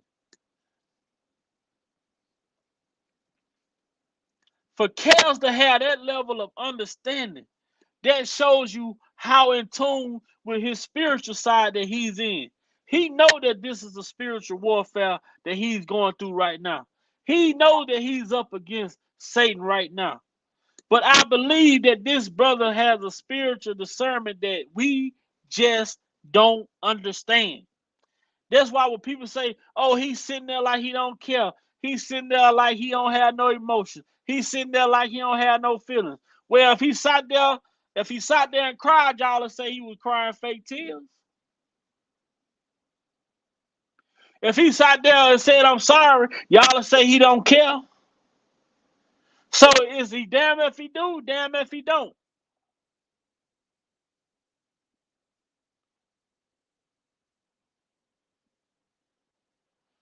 No matter what the man do, people are going to criticize him. So I agree when he say, I don't tell God about my problems. I tell my problems about the God I serve. Because my problems need to be warned. I don't need to warn God. He already seen it. He didn't already foreseen any problem that I'm going through. He knew the problem was there before I got to it. So why do I need to warn God about the problem that I'm having when God already saw these problems before I even got there? My problem need to understand about the God that I serve and about the God that can make a way out of no way. He may not be there when you want him, but he'll be there right on time. Long as you praying and you consistent in your prayer with God, guess what? In your time of need, in your dying hour, guess what? God is going to be there. He's going to show you his power. He's going to show his ability. But the problem that a lot of these people are having in the world today is they don't look to God until they get into situations. That's the biggest problem with the world today. People don't lean on God until they're in a situation. They don't pray to God until they're in the knee deep into a situation. You don't look to God when you knee deep into a situation. You're supposed to already had God with you when you got there. God's supposed to be with you when you get to the situation. You don't wait till you get in the situation to start praying for God to come save you, praying for God to come help you. You late. You too late. It's too late. You have to already bring God with you into these situations so that you are protected, that you are shielded, that you don't get took under. But the biggest problem with the world today is people wait until they get into situations to start praying to God.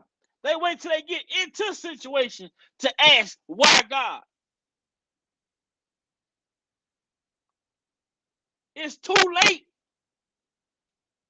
When your lights are already off, it's too late. When your eviction notice is on the door, it's too late.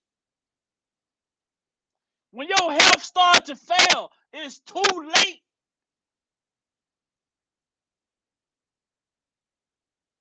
Just like you enjoying yourself, when you having a time of your life, is when you need to be thanking God.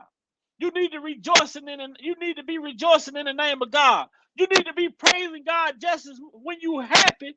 You need to praise God just as much as when you happy as you praise him when you down, when you need him. The same way you pray to God when you in need should be the same way you pray to God when you happy. The same way you pray to God when you out here having fun, when you out here doing what you want to do with your life. You should be praising God the same way when you praising him when you in need.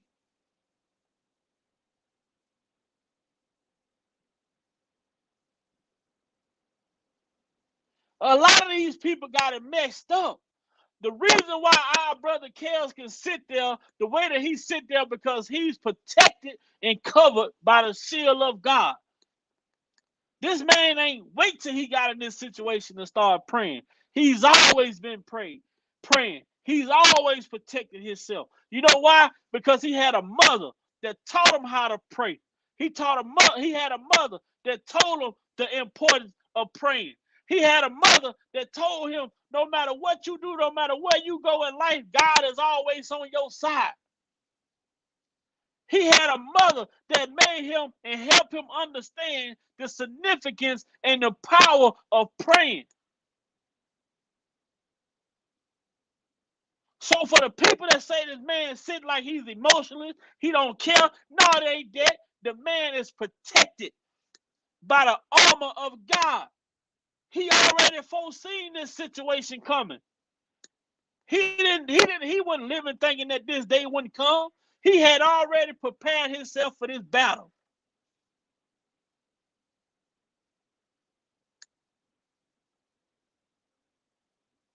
So people need to understand that. But I'm sure and I understand that people can't understand when someone anointed. People can't understand when someone's blessed. People can't understand when someone's covered by the Spirit of God because they can't understand what they don't relate to. It's hard to understand something that you don't relate to. Half of these people have satanic demons, demonic spirits within themselves. So it's hard for them to understand a man like Kel, who's covered by the name of Jesus, who's covered in the blood of Jesus. It's hard for them to understand that. What's up, Karma? It's hard for people to understand the way this man is able to carry himself and hold himself up like a man. They don't understand where this man's strength comes from.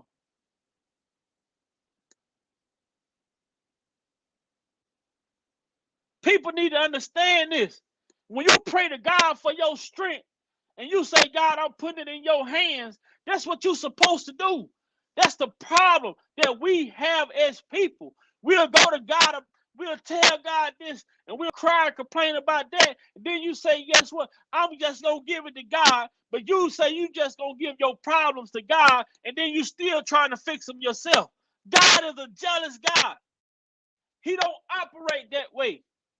If you're going to give your problems to God, you need to give God those problems and wash your hands and continue to move on.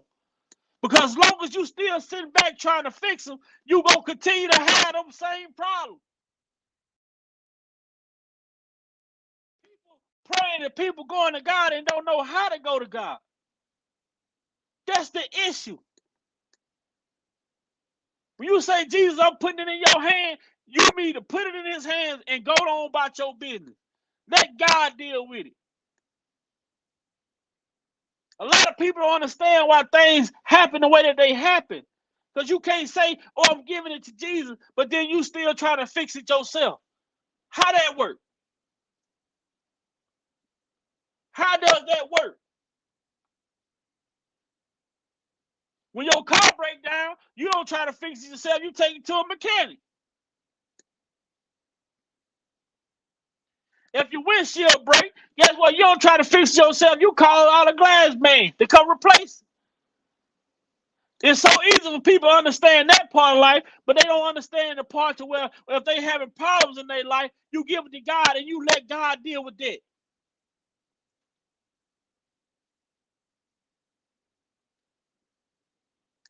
Facts, man. So I hope somebody and I hope people understanding and listening to what I'm saying. I ain't perfect by a long shot. I have sinned. I'm human. But I believe in God. I believe in a higher power. And I know that God wouldn't bring me here just to leave me. I know that God has a purpose for me. And I'm living in my purpose. I'm living in my purpose. I'm going to be an inspiration for somebody one day. I don't know who it is, but somebody listening had to hear this message tonight. And guess who brought us here? Chaos brought us here. In the name of chaos, we are here by way of God. In the name of chaos, we are here tonight by way of God. Because I'm here to speak on the behalf of my brother. And let my brother know that we out here praying for you, brother. You got some people out here that's really praying for you. Because everybody that's praying, that say they praying for you, ain't praying for your good. You got people out here that's praying evil on you too. That's what people need to start understanding as well. Stop sitting here talking about I'm praying for all parties. Sometimes in life, I said last night, you can't pray for everybody. You can't pray for everybody. Because some of these people that's out here praying with you is praying against you. It could be the person right onside you. You praying that God bless them while they praying that God curse you. Make that make sense. But this is the world that we living in. These are the days that God speak about. You can't pray for everybody.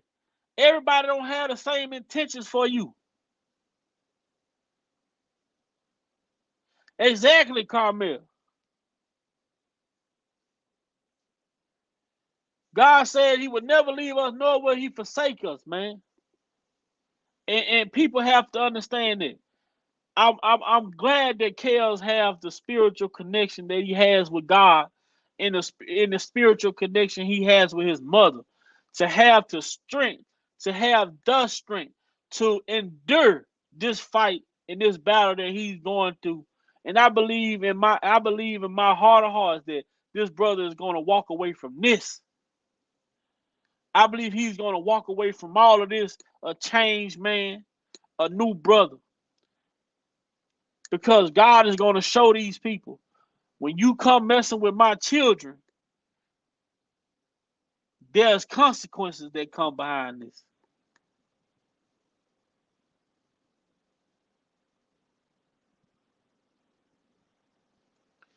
How can a man survive without being spiritual, being around crooks for 30?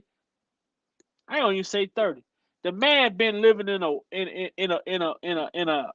a crooked demonic world since he came onto this earth.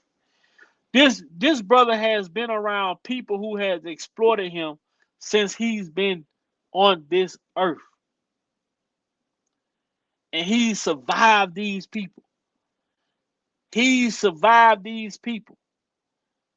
50 plus years. 50 plus years. This man was right in the middle of the lion's den. He was right in the fire pit. All of these people that's been mistreated, all these people that took advantage of him, now they sitting around trying to figure out, how did he get out of this? How did he escape? How did he get out of this?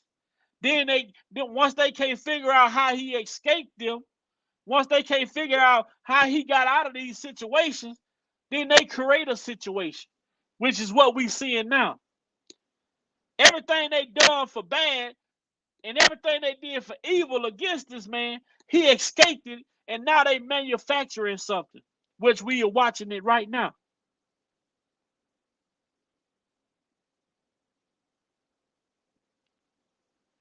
We watching it. He escaped these people. He escaped all of these demons. He escaped all of these crooked people around him. And once he escaped, now here they come with something that they manufacture.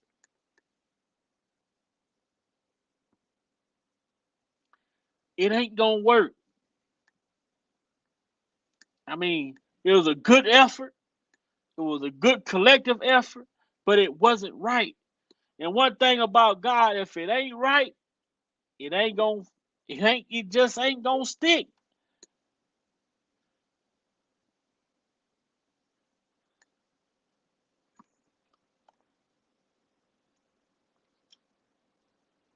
Lavish Legacy.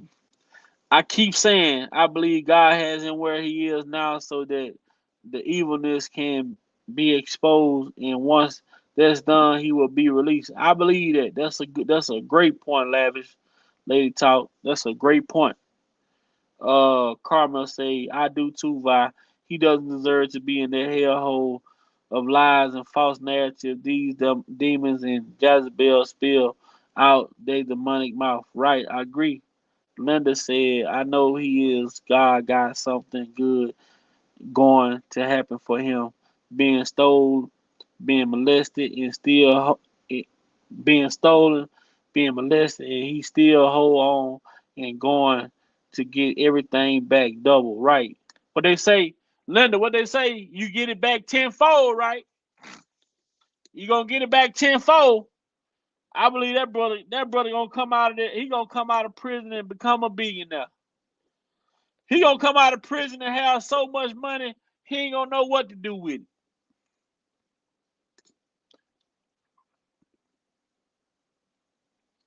He gonna come out of prison and have so much fame and fortune and wealth, he ain't gonna know what to do with it. But one thing we do know he gonna donate to these charities. He gonna donate to these churches. He gonna donate to the homeless people. He gonna help people because that's what he's always done. He's always helped people.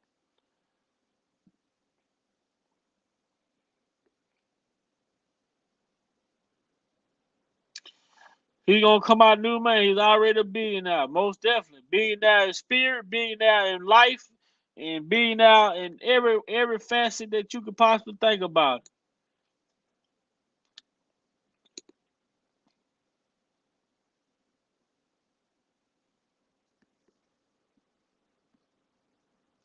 So, with that being said, I'm not gonna hold y'all much longer. I thank each and every one of y'all for coming over. Everybody that helped me out tonight with looking up some information. And like I say, man, tomorrow I'm hashtagging pressure all on YouTube, all on Twitter, all on Facebook, everywhere I'm at. I'm hashtagging pressure, pressure, pressure, pressure, pressure. God made him say so. So reveal all his enemies. I agree. I agree that God. They say God will sit you down just so He can show you what's going on around you. Most definitely, most definitely. I appreciate each and every one of y'all for coming through tonight. I thank everybody who helped me out tonight with information. Most definitely, man. I look forward to these late night conversations. I know we don't have a lot, but we do. The people we do have in here, everybody in here get to talk. Everybody get to voice their opinion. Everybody get to be heard, and that's what I like about it. Lavish lady, she's feeling better. Her sugar went down, but it ain't what she wanted to be. But she's working on it. Had a talk with the brother T. Glenn today. I'm gonna be putting something together for this brother. Um,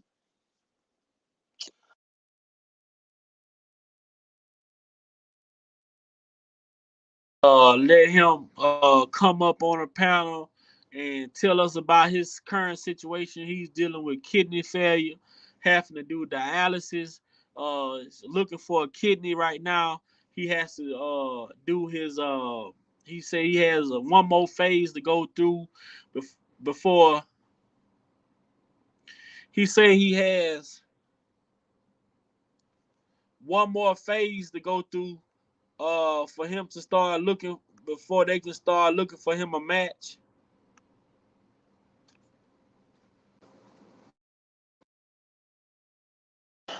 The brother T. Glenn say he has one more phase to go through, so they can start looking for him a match for his kidney. He's living on SSI, not able to work at the time, so we're gonna do a live for the brother.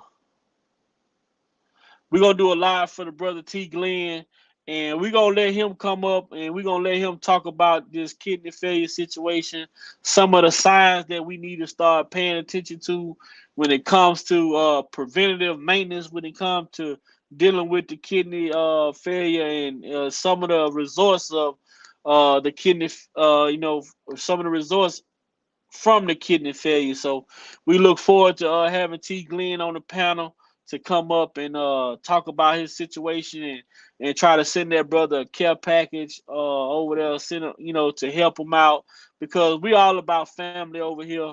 We all about supporting each other, and I appreciate each and every one of y'all that come on and kick it with me and hang out with me. Each and every night I come on here, the time that I do, and let's see, what was the last comment I got on there? Amen, lavish lady. He gonna come out a billionaire. Yeah, all enemies. Yeah, we read that one. Lavish lady say yes. Lavish lady say pound pressure, pound free, or kill it. Exactly that way. Carmen said he also was shot when he was 12 and was robbed for his bike.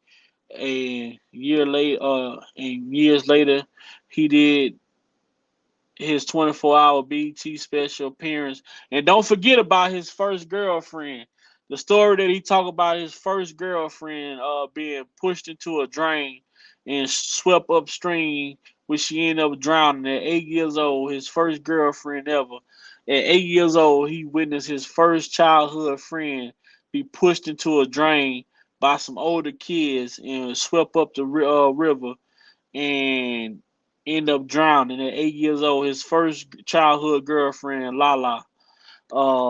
He said that some older kids in the neighborhood came to the playground while they was playing, and they stood their ground against the older kids, and one of the older kids pushed his first childhood girlfriend down in the stream, and she went upstream, and the young lady eventually drowned, and he could not help her. That was the first time he experienced trauma in his life. Was seeing his childhood girlfriend at 8 years old drown, and he could not help. He talked. They talks about that. Like, man, the brother has dealt with a lot of.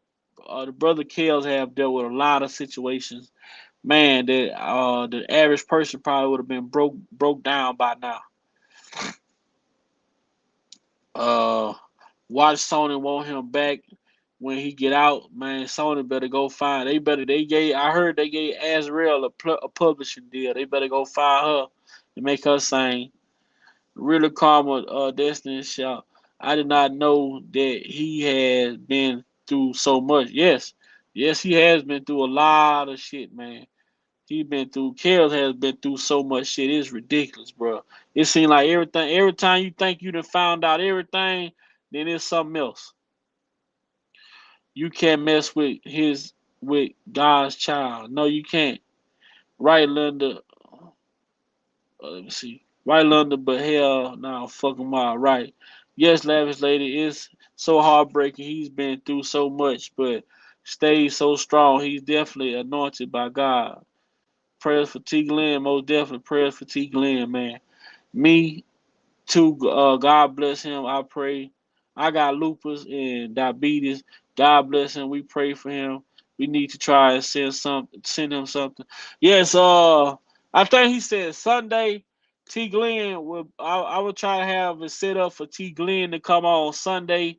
He said he go to church, and when he get out of church Sunday, we gonna try to have it set up for him to come on Sunday and share some information with us. Real good dude though, most definitely. T. Glenn is a real good dude. Lavishly, I agree. He is so anointed, and this storm will pass, most definitely. So sad. I know where that. I know where that's it. I used to play over there. Wow, this diabetes is new to me, but it's no joke. I've always dealt with high blood pressure, but I finally have it under control, and now the sugar is out of control. Wow, we gonna get through. We gonna get through that, lavish lady. Most definitely, we gonna rebuke that sugar in the name of Jesus. We need that sugar out of there. We gonna figure out something. We gotta figure out something.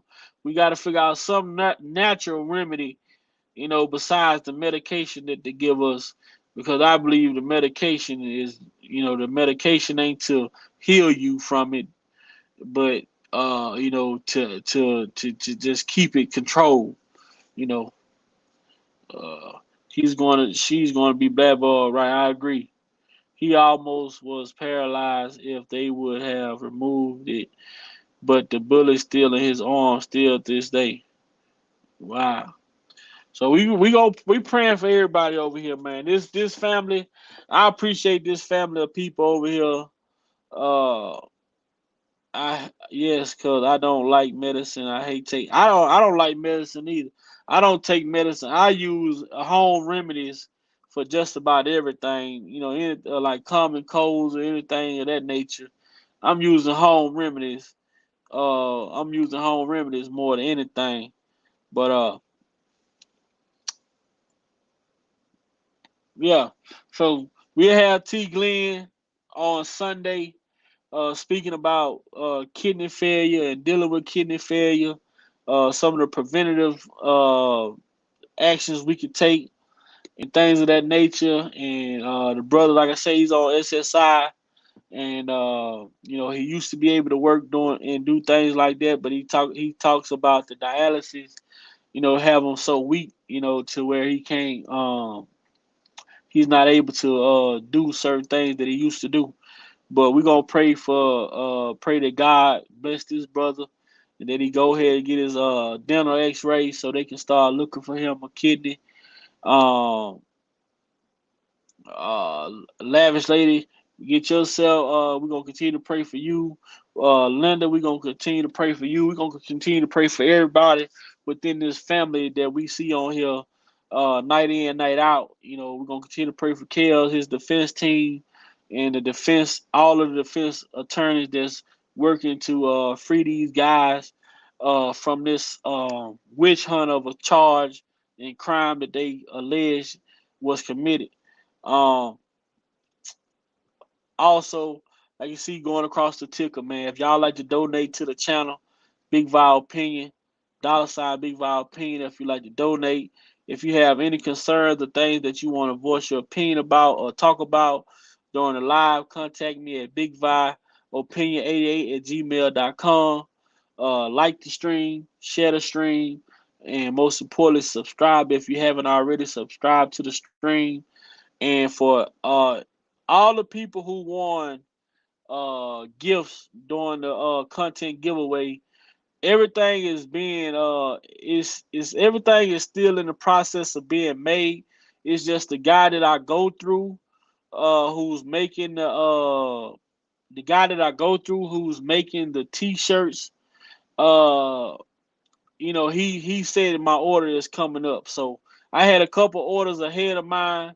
He said that my order is gonna be coming up soon. So coming up. So as soon as I get my hands on that merchandise, I will be shipping it out to all the individuals who won uh during the content treasure hunt giveaway. And I also will be, like I say, I will be giving away at least one or two, will be giving away at least two prizes to people um every 100 subscribers. So when we hit 1,100 subscribers, I will be doing a giveaway for people a chance to win either a cup, a choice, or a T-shirt. Big Vibe Opinion T-shirt. So with that being said, each and every one of y'all, I appreciate you all. Thank you all for coming. I hope God bless y'all, continue to bless y'all. God bless this Kels and his attorneys, and we're gonna continue to pray for a positive outcome. We're gonna remain positive. And with that being said, until next time, Big Vi Opinion signing out.